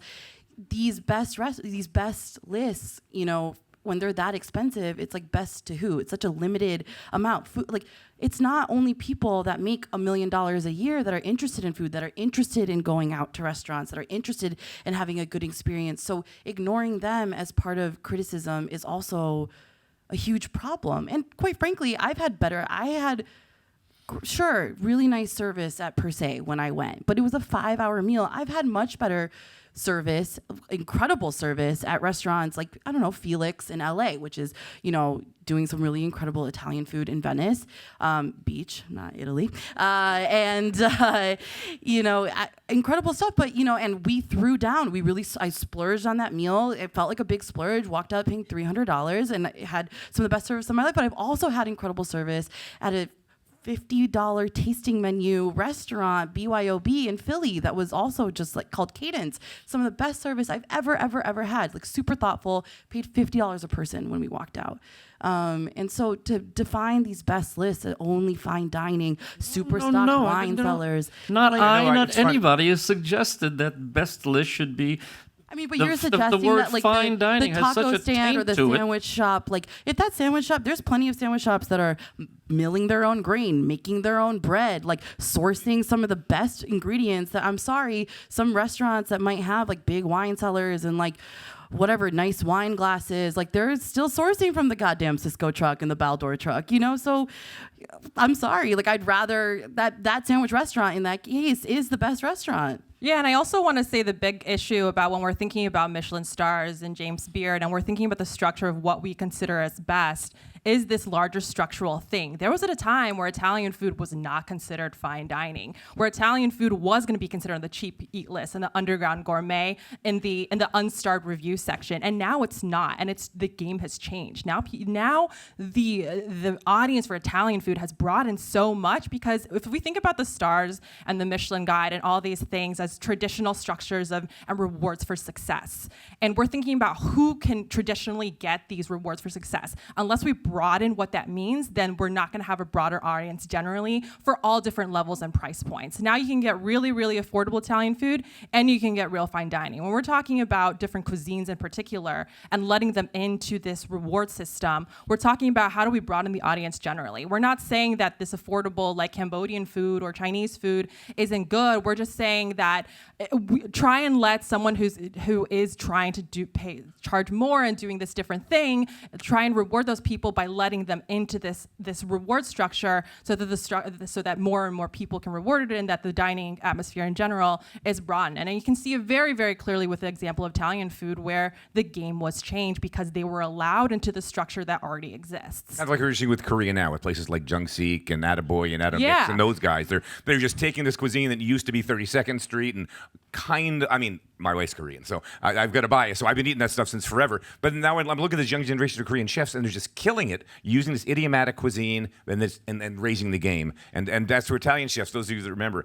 I was a chef back then, and during Brian Miller's 10 or 11 years as the New York Times food critic, boy, if you had an Italian restaurant, good fucking luck. I mean, basically, he said publicly that no Italian restaurant could ever get 4 stars. And as a chef who was cooking in them and had friends who owned them, I mean, if you got 2 stars, it was a 4-star review if you were French. If you were a French restaurant, you could put shit on a sizzler plate with some gratin and you'd get 2 stars. If you were Italian, you couldn't buy a 2-star review under Miller. It was just him, and he had 3 French wives. It was the bias. Brian was like that, and he's a friend of mine, and we can have he's a great guy. I'm just honest saying. Discussion about that. But that was an attitude. It was not maybe Sheridan's attitude. She liked Italian restaurants quite a bit in New York, and also if you go back to the 70s. The 60s and 70s, there were a slew of restaurants like Giambelli, and there was not the Alfredo of Rome there was Alfredo's.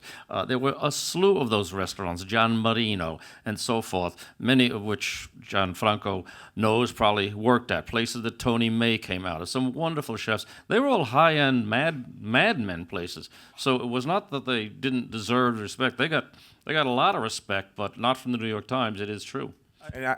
Go ahead, Mitchell. Sorry. I want to just add a small thing, if I may, because we haven't talked about it, and at the Beard Foundation, it's something that is new to us and that is really important. And that's this. We haven't mentioned the question of sustainability or the ingredients, and we hear from chefs all the time vis-a-vis reviews that people trying to do the right things, buy better ingredients, deal with the sort of footprint that a restaurant makes in the world, are judged against anything that comes in the back door of a restaurant. And even though the prices are the same or the prices are different, that no critic pays attention. And it's something personally I feel like there's a role for criticism to play. I don't know how. I know it's not easy and you can't believe what you read, but it's something that I've wondered. I do feel like critics have to step up in some ways to their responsibility as much as the chefs have had to, and diners have to support an ecosystem that we think functions sort of more broadly. Well, I think that goes back to the point of expanding what the definition of best is, right? So it's not just, is the cooking really great? Is the service really great? Are the drinks really great?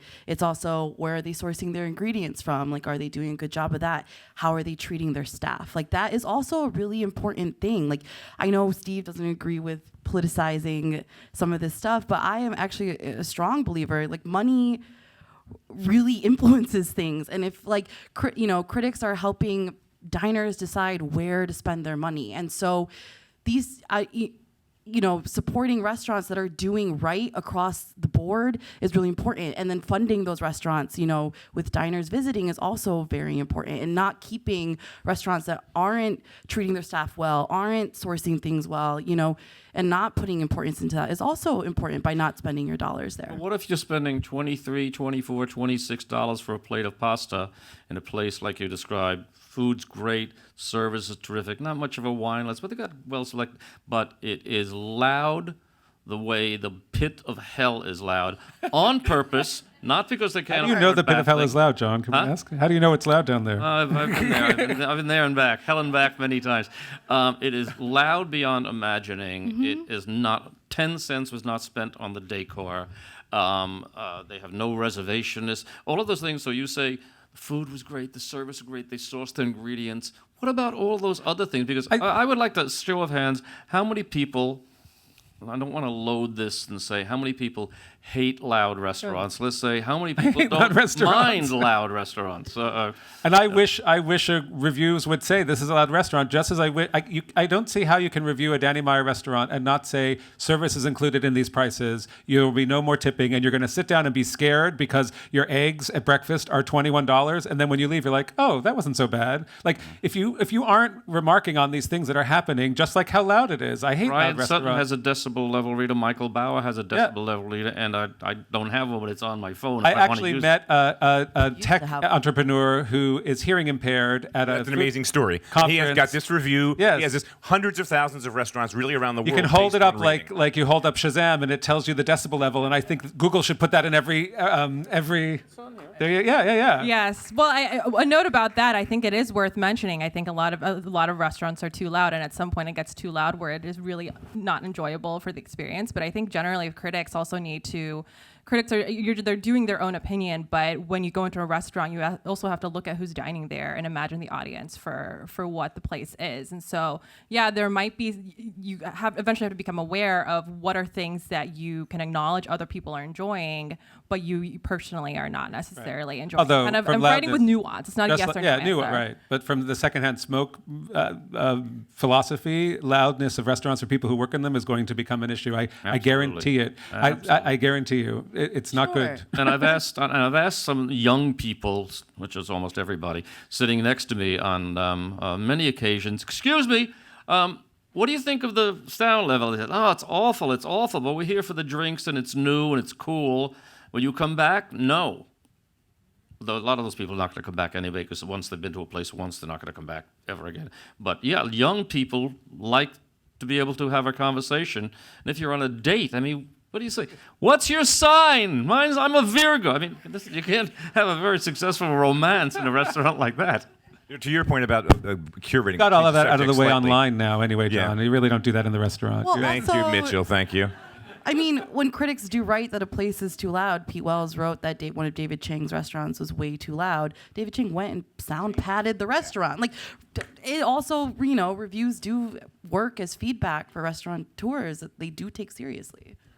To your point about sort of the diversity thing, I think one of the writers who I've watched come up when she was a young cub under Gabriella Gershenson at Timeouts, Jordana Rothman, who I think just has this great voice. And I remember a couple of years ago, she got the gig at Food and Wine, which I thought she earned and deserved. She's brilliant. She's just a really smart kid.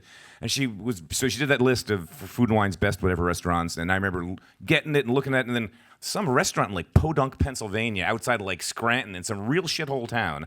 And it was this great story about this restaurant that was open like only 4 days a week, and the other 2 to 3 days was a cooking school for the kids, and it was literally like in an area where the average income was like 20 grand, and everyone probably is on OxyContin and dying. And like, how did she find this place? I mean, she's a great voice. I'd love to have her on this panel. She's great. Yeah, I mean, I know Jordana, me and her also on the James Beard Restaurant Committee together. We go head to head in that room a lot about what restaurants will sort of make that list. And we both do these national lists, so we have these conversations a lot. I mean, she does a lot of the groundwork just in the way that, like, if I hear about something somewhere, I will try and get there. It is really important to me that, and just like it is to her, that these lists have geographical diversity as much as any other diversity. And so, she tries. She talks to as many people. We both read a lot of local stuff. Like, you talk to whoever you can. You hear about something, whatever. It's, I've ended up in Pawhuska, Oklahoma because of like something someone told me in the locker room of a spa once. So, you keep your ears peeled sort of constantly. You're never, I mean, I talk about this with like Jeff Gordinier, like even when you're on personal vacations, if you sort of like spot something, like you still will just go, because even when you're doing these best in your restaurant lists, because it's just like, shit, I might not be able to get back here, but this could be it. This could be awesome. And I think actually all of us really enjoy trying, finding something outside of your typical big cities. No, and I think highlight. kudos to all you guys that are covering that. I think it's just great. And you're a great voice. She's a great voice. It's just great to have these young, younger voices out there like doing that groundwork. And it's not just San Francisco, New York, Philadelphia, Las Vegas. Please, let's not forget Jane and Michael Stern, who back in the absolutely 70s on the road, incredible. wrote Good Food, Road Food. It was my Baedeker rather than the mobile guide, and they only went to the kinds of places you just described, and that was in the 1970s. So big fans. Cataloged a lot. All right, we have a few minutes left. Can we open up? It's 10 of 8, I think, is what my watch sort of says. Anybody? First hand up. Sure. There's a microphone coming to you. Oh, good, thank you. I was going to have trouble with the back rows. Figured I'd do the easy one. Hi. I'm Elaine Louie, and I wrote on food for the New York Times for over 20 years now and then. But this is a local question. What is your favorite restaurant in New York that you go to on a fairly regular basis? It doesn't have to be the fancy, just your favorite, the go-to. And also, what is your favorite dish to cook at home? The at-home question is hard to answer because I go through phases, and right now my husband has asked that the Indian lady visits. I joke when he can't believe that someone makes Chinese food or Thai food at our house, who is me. I say women in these countries have been doing this for dinner every night for centuries. So he's requested a visit from the Indian woman, who is me now. So I'm cooking a lot of Indian food right now. But I've been through a bunch of phases. But the place that I eat out the most it happens to be, because it's in my neighborhood, because it's one of these new sorts of restaurants. It's called Attaboy. And it's a young couple whom I really respect. It's food that is in a price point that you can go there often. It's food that's interesting and delicious enough that we want to go there often, and that it's good enough to bring everyone who comes to New York there, because there's nothing like it somewhere else. To me, that's a trifecta of a restaurant. And after 25 years, I've lived in New York for over 30 years. I've resented that I've never become a regular anywhere, because so much happens, so much opens. You're supposed to know something new, and it's the first place I felt like a regular, and it feels so good. And I think, James Beard famously said, when asked what his best restaurant was, his favorite restaurant was the one where they knew him best.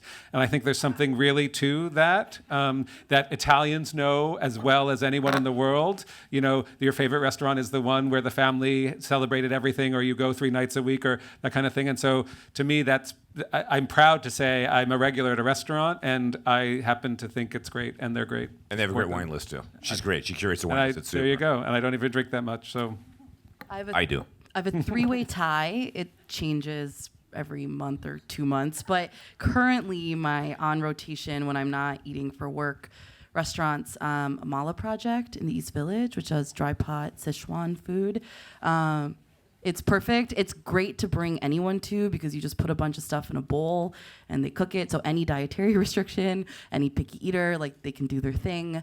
Atla in NoHo-ish, the Mexico City-inspired restaurant from Daniela Soto Inez and Enrique Oliveira. I just love the chilaquiles there. I go for a chilaquiles and margarita for dinner, and it's pretty much done and perfect. And I also really love Ruby Rosa, proximity to my office, but that thin vodka pie and the Caesar salad, I could pretty much eat it every day of my life. And when I make stuff at home, I also am the Indian lady in my kitchen, Indian woman in my kitchen, but by more birth. Legitimately than I am. So I tend to make a lot of just sort of the simple food. My family's from a state in India called Gujarat, and I tend to make a lot of the simple food. I think people have these ideas and notions that Indian food is very complicated, but I think like Italian food, at its basics, it's 4, 5, 6 really good ingredients sort of put together. So I make khichdi, which is rice and lentils and some spices in my Instant Pot, and also a very trendy wellness dish these days. People say it khichari, it's khichdi, feel free to correct them.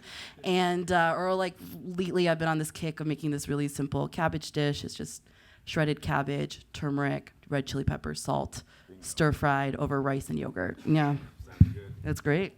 Yeah, I eat out all the time, so it's my job, so it's brutal. But I think when I for consistency, a place I go to when it's like my bank shot, I just want to go and eat it. I love Peasant. It's under the radar. Peasant. It's on Elizabeth Street between Prince and Spring. Never gets any press. It got a 1-star review from Grimes, and he bitched about the espresso. I have no idea why. And it's packed all the freaking time. Frankie DiCarlo and his wife Dulcie run it, and it's just like soul food to me. It's Italian, Southern Italian cooking, like off the coast of Bari, that part of Italy. And at home, my wife's a great pastry chef. I'm a chef, so we're spoiled. I just love, today I bought fish at Union Square. When I'm down at Cape May, I go to the fish market down there. We eat fish probably 5 nights a week with a bunch of vegetables and try not to, her baking's we try to limit that between Thanksgiving and January so we don't all blow up and look like balloons.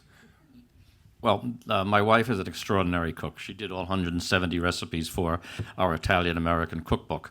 So I just, whatever she wants. But I also go shopping every weekend on Arthur Avenue.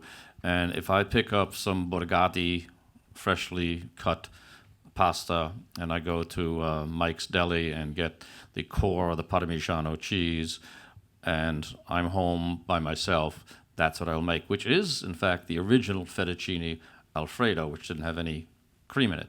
And it's a comfort dish that is good for my granddaughters, my new everybody likes that dish. As for the go-to restaurant, since I do not have the leisure to go back to places, but my wife and I, our anniversary, on our wedding anniversary, we used to go to Lutèce before it closed, and now we go to Le Bernardin, which I still think is an extraordinary, consistent restaurant. It only gets better and stays the same. You heard it here. Le Bernardin's good. It's great.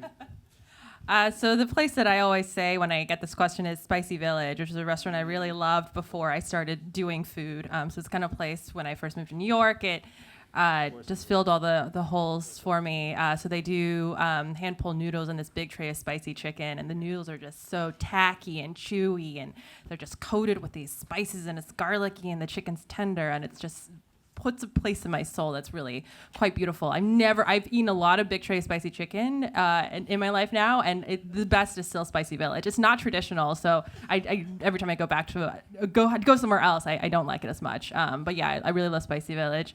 At home, I also go through phases where I just do the easiest possible thing, but right now I'm doing like a spicy sausage and broccoli pasta. I think it's traditionally made with orecchiette, but I just use whatever the fuck I have in my bin and throw some butter and like red Italian chili pepper in there. Yeah.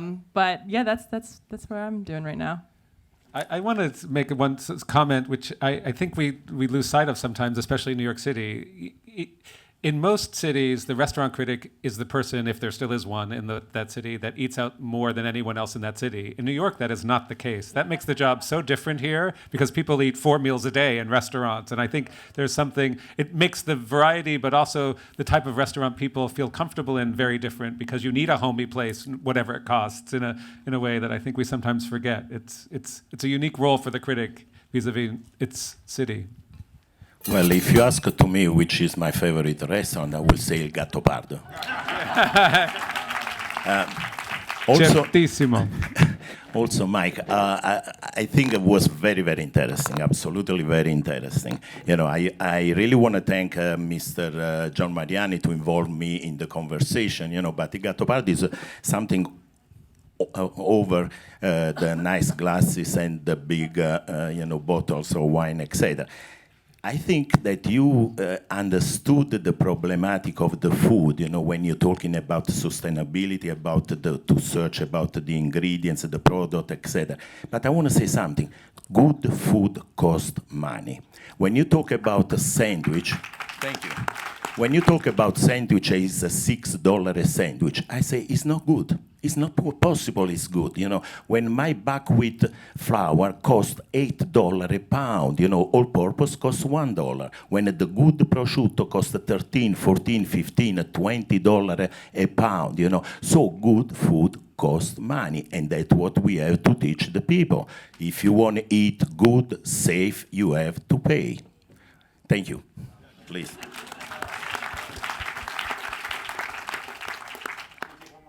Yes, please. Let's take especially restaurateur. I think this is the only chance you have to make question to the critics. Anyway. I have the mic.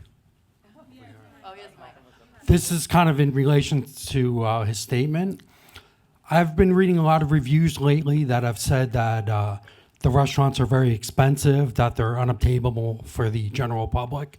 But I have friends that own restaurants, say in the Bowery, that are paying $35,000 a month for an 80-seat restaurant, and 30-seat restaurants that are $12,000 a month, and restaurants that are in Brooklyn, you know, at a storefront at a fraction of the price that are selling the same food, yet the place that is paying $35,000 a month is getting a bad review because they have to charge that money in order to survive in New York.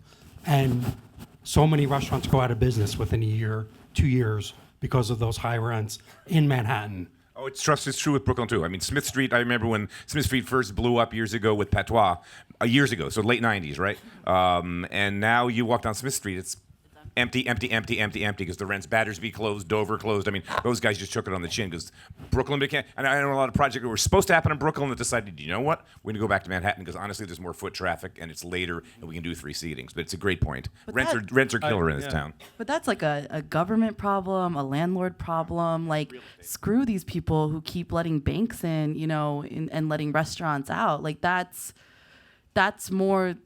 the issue that like needs to be solved. Like, the rents shouldn't be $12,000 for a 30 seat restaurant. And landlords also get great tax deductions for having vacancies. They don't care. Excuse me, I would like to have Steve Quotes, who is also a real estate journalist, to answer this one.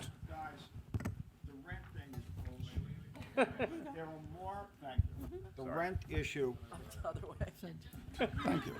Upside down, too. Hey. The rent issue is mostly bullshit. And what do I mean by that? Nobody can afford to open a restaurant in New York anymore because of the rent. So there are more restaurants than ever in the history of the world in New York City right now.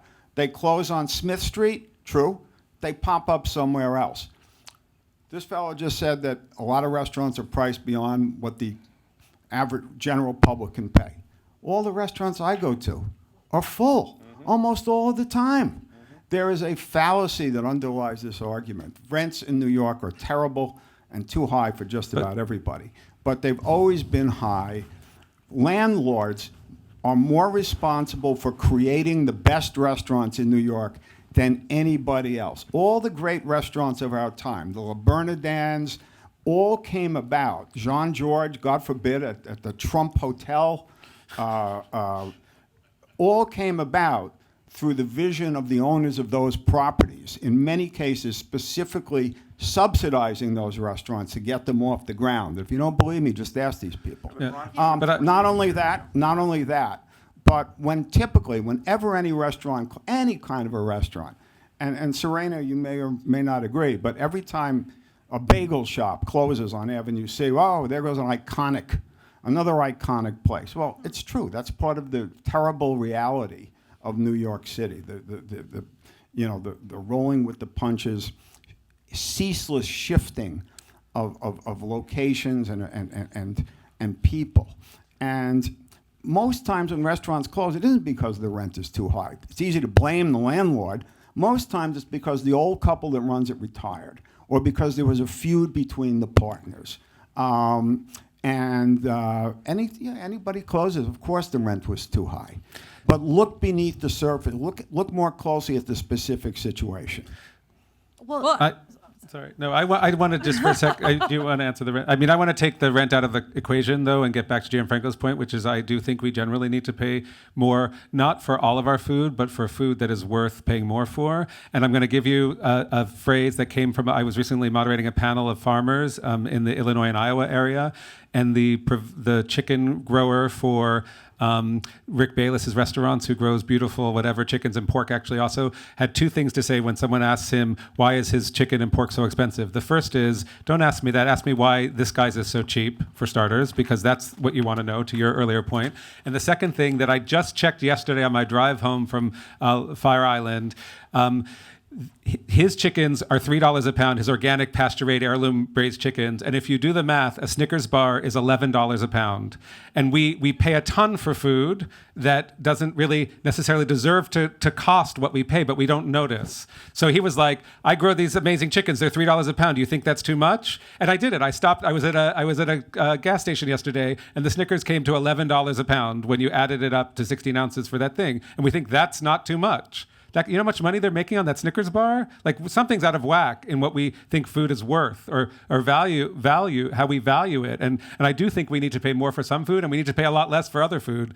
And that's going to be an important and painful transition. I do want to go back to rent for a second. That's a great point, Mitchell. I'm never buying a Snickers bar again. But you know, I think it actually has a lot of impact. I can see your argument for closing, Steve, but I think it has a lot of impact on what restaurants open. I think San Francisco is like a huge example of this. Rents are so goddamn insane there that the only kinds of restaurants that can open are restaurants with like incredible financial backing. And now the only kinds of restaurants that are getting that financial backing, for the most part, is like New American, like small plate, Cal Ital type restaurants. There's like this crazy monotony in the restaurant scene in San Francisco now because of like who actually gets money to open, because again, rent prices are so crazy high. And I think some of that has hit Manhattan in particular. You know, I'm hoping it doesn't grow any further than that, but it really affects like what kinds of places can open.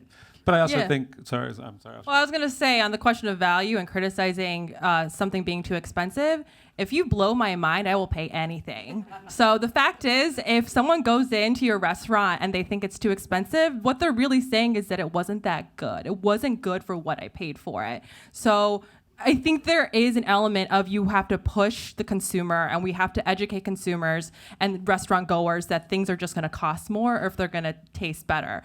But, you know, my friend paid $18 for an egg sandwich at Estella. Didn't even blink an eye. I was like, oh, wow, you paid $18 for the egg sandwich? She was like, yeah, I didn't even think about it because it was so good. So I think it's really is, yes, you have to push people to pay more, but also sometimes if the food just isn't that good, then it's not worth the price. And the consumer, that's at the end of the day, it doesn't matter what a critic says. If a bunch of people in your neighborhood are going to your restaurant and they don't think what you're offering is worth that much money, they're just not going to come back.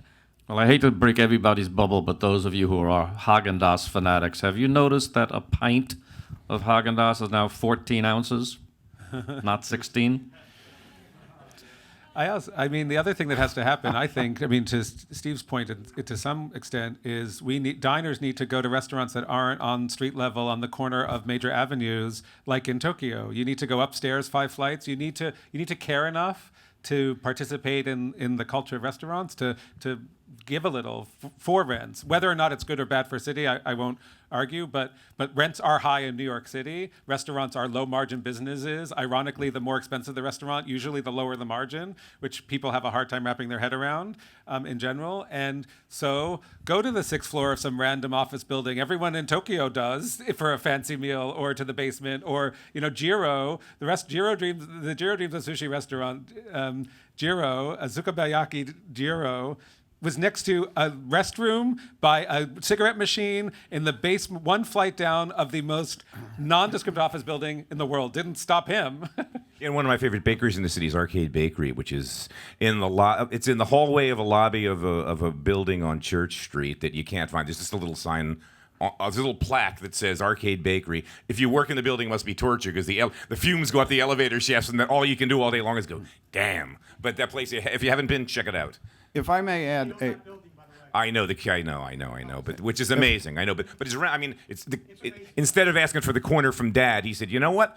Like Tokyo, I'll take something in the lobby that nobody's doing before. Nobody can see me from the street. If they find me and I'm good enough, they will, and they have. They're not on many lists. They deserve to be on every list.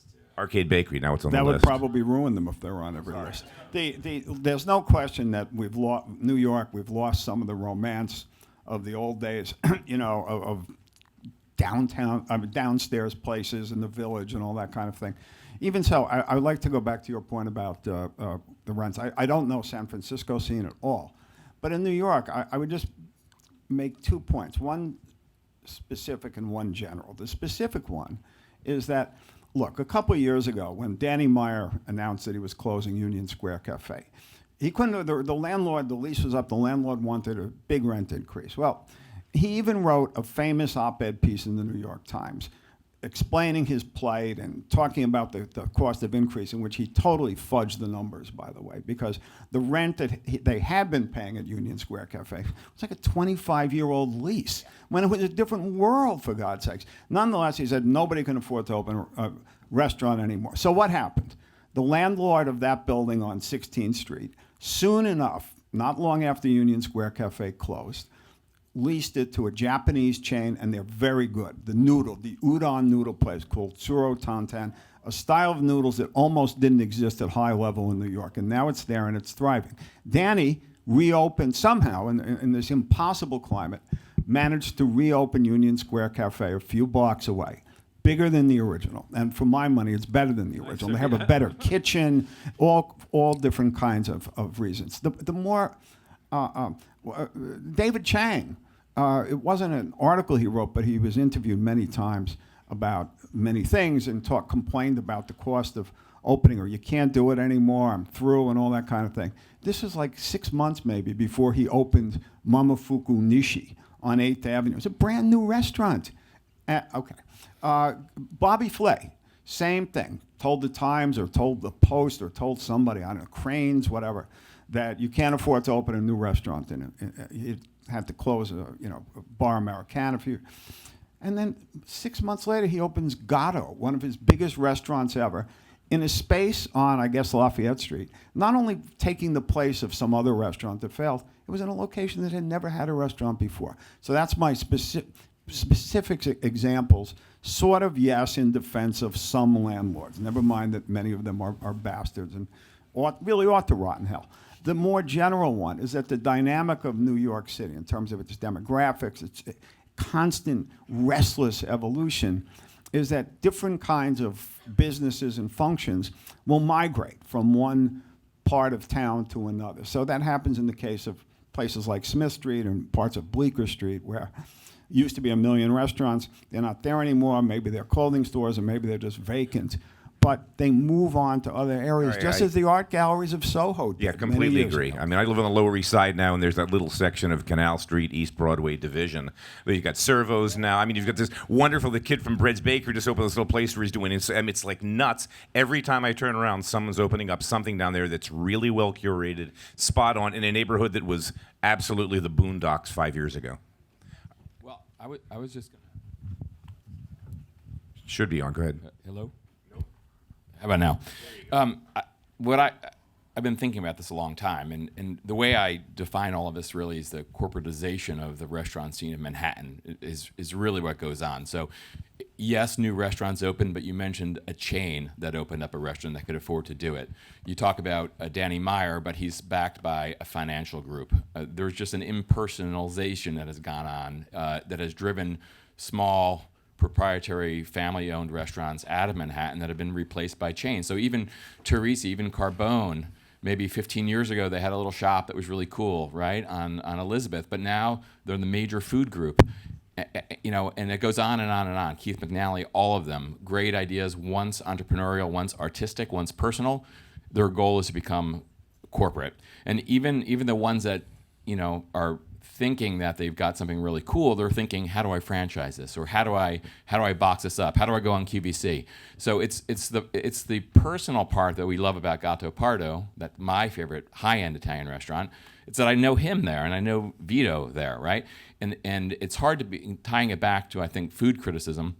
one of the reasons sort of formal food criticism is dying in New York is because the connection between the chef and the restaurant is no longer there either on so many different levels. At least on the high level restaurants, you have an executive chef that oversees 5 or 10 restaurants. You don't know the guy making your food anymore, which makes the whole thing just seem so much more less personal to me, at least. Good point. Good point. I know individually for all of you, the 5 most important things that you look when you go to a restaurant, and what are the 3 character that a critic must have. Should be here a while. Yeah, well, bring it down to 3 for the restaurant, 3 for the critics, whatever. Who wants to tackle that one? Serena? Those is 3 things that. Sorry, your question was what things critics look for, and I look for at a restaurant. Us personally versus Yeah. critics. Oh, I try not to think too much. I try to go in as I would. I love restaurants. That's part of why I do what I do, is because I love being in a restaurant. And I love the feeling of it. So I try and go in and let the restaurant tell me what it's trying to do. I want the restaurant to tell me its story. I want to see what it's trying to tell me through its decor, through its menu, what the server is recommending. I think every restaurant, it kind of lives and breathes in that way. There's so many moving parts, and I don't try and look for a particular thing. I think the thing about my favorite restaurants, and I'm sure maybe for you guys too, is you only really notice something when it's off, right? Usually when you go into a restaurant, it's a beautiful experience. It feels seamless. Like, I think sometimes the best service feels very seamless, and you feel comfortable and you feel lovely. And so you're not trying to notice anything. You're just trying to live it and trying to have a good time. So I mean, me personally as a snob, I kind of am looking for natural wines now because I'm really into natural wines, but I also enjoy restaurants without natural wines. And that's just a thing. That's kind of a fun bonus that I will notice. I like a place where I can, to your point about loud restaurants, I will notice when it's too loud, but sometimes I'll notice there's a little more space than usual in this New York City restaurant. That's great. Or when you're able to have a conversation. And, yeah. Does that answer the question? I like menus, especially something I pay attention to. Do they have thoughtful options that are meatless or vegetarian or whatever? It's kind of amazing to me in this day and age where so many people are plant-based, or they're eating maybe less meat than normal, and these splashy restaurants will open with not one vegetarian entree. I think it's actually a really good mark of a chef. I will always go and order it no matter what, even when I'm traveling around the country, because if they're putting as much thought into their vegetables and their sort of meat-free dishes, it usually speaks volumes about the rest of their menu. I'd be really fast. Really good food, a natural wine list, if at all possible. And I don't really care about the service. But I don't anymore. I have my standards for service of just, I think I've learned the Roberta's lesson. You deliver me food, you give me a kick-ass wine list, and I could care less if they don't make eye contact, and I'll pay the bill. I'm happy. You can't be an asshole. I'll say I'm looking for a meal that I can't make myself as good or better. And I'm a good cook, so it's an unfair standard. And I don't mind taking a lot of time to cook either. I love, in fact, taking a lot of time to cook. But it's hard for me to go get a good salad and think that's worth my money. Though some salads are, and that's a remarkable thing. So mostly because if I can eat home, I would eat home. I want something that just transcends what I can do. Yeah, I'm thinking of Greg Backstrom at what's Olmsted. I mean, that kid had a dish with you. Did something with rutabaga one day with truffles. I'm like, what?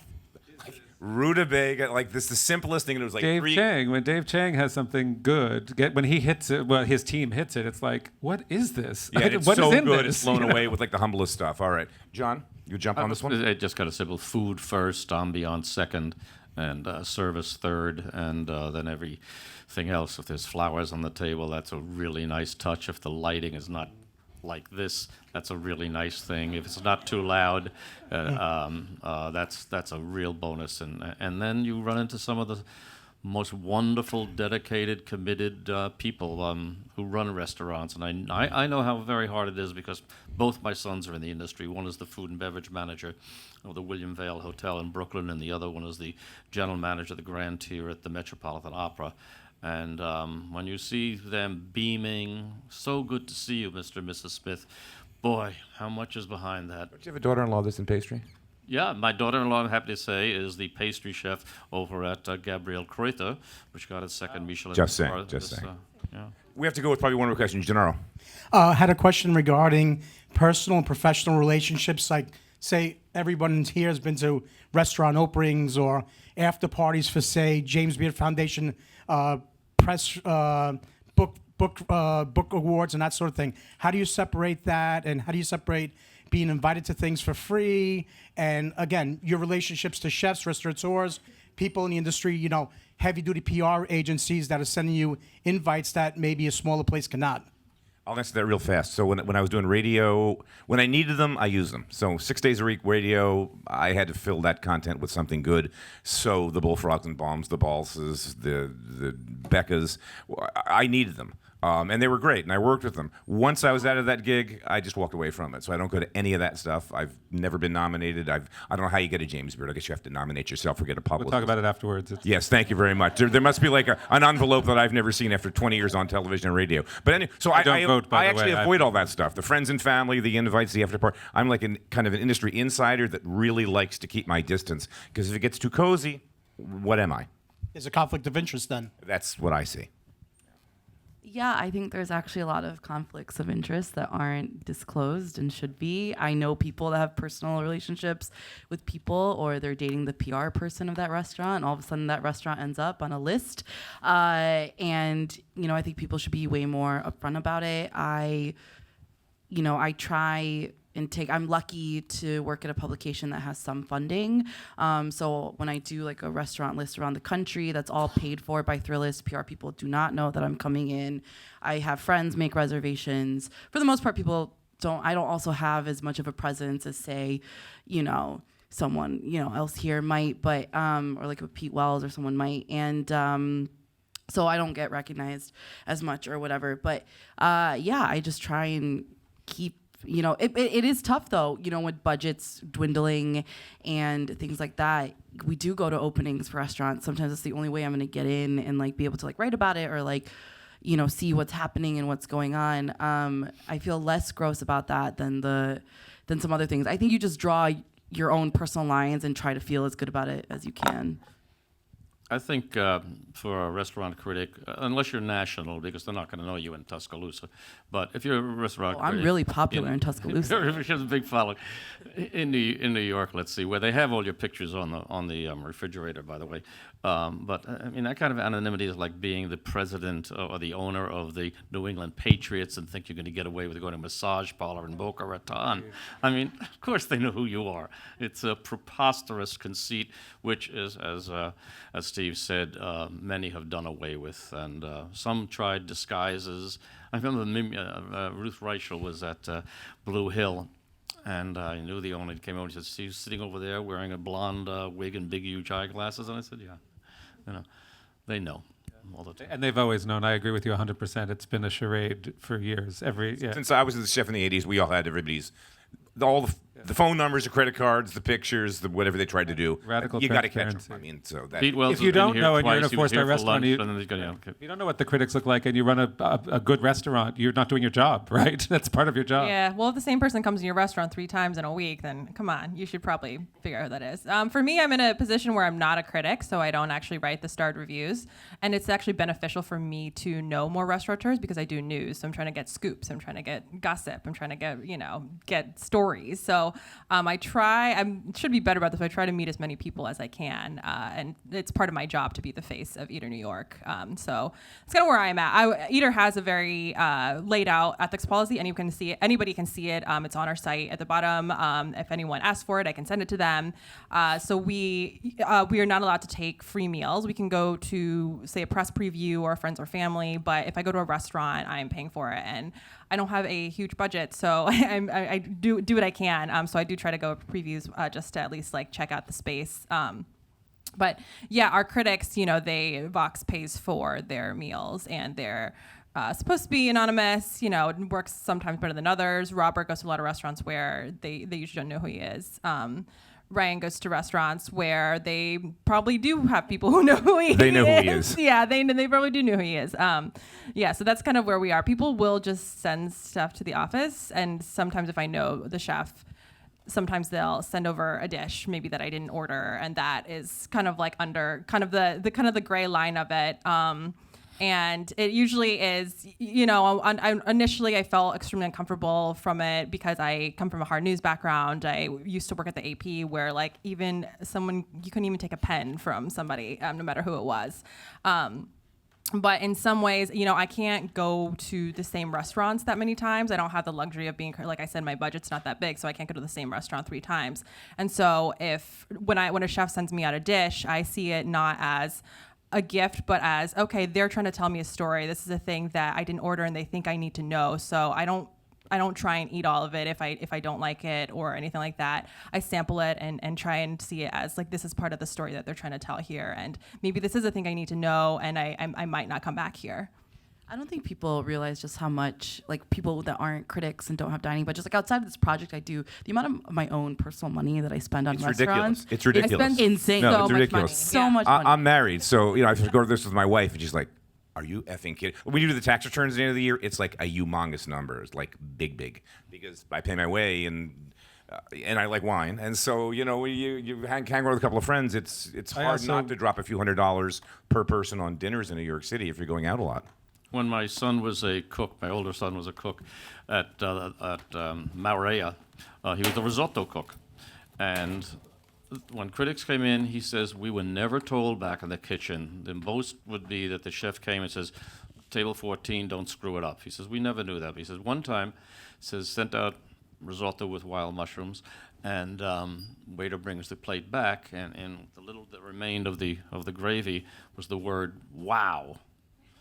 And the guy said, who was that? And he says, table 12 over there. And he looks out, it was Beyonce and Jay-Z. But he was never told. Jay-Z, first billionaire rapper. Yeah, go. As of today. Go Jay-Z. Huge fan. Representing New York. He's making off his clothes and products. I don't care. He's Jay-Z, man. Did on Rockefeller Records. I hope he was paid, a pioneer. And I hope he tipped well. Huh? I hope he tipped well. All right, so we should wrap it up. We were half an hour late. Thanks, everybody, for coming out. Thank you very and thank much. everybody for coming on this panel. You guys were great to meet you. Gianfranco, thanks for having us. Before we leave, I would like just to take 2 seconds, because I would like to get back what Steve was saying about the rent in New York. I want to tell something very personal, okay? I came here in '84. I opened my first bar lounge in the Lower East Side when there were only prostitute and drug dealer, and I opened up with $60,000. My first restaurant was Il Gattopardo, and we opened up with $600,000. The second time that we opened up in Gattopardo, we moved a few doors down, was $3 million. So what happened with this rent in New York is that right now is opening only the big names in New York. The young kids, as I used to be with my chef and with $100,000, now we cannot open up in Manhattan anymore. We have to go to Bushwick, we have to go to Williamsburg or to Queens, etc. So really, there is nothing new coming up in New York, in Manhattan anymore. We're gonna see always the same names. Okay, it's been wonderful. Thank you very, very much, and see you soon. Thank you.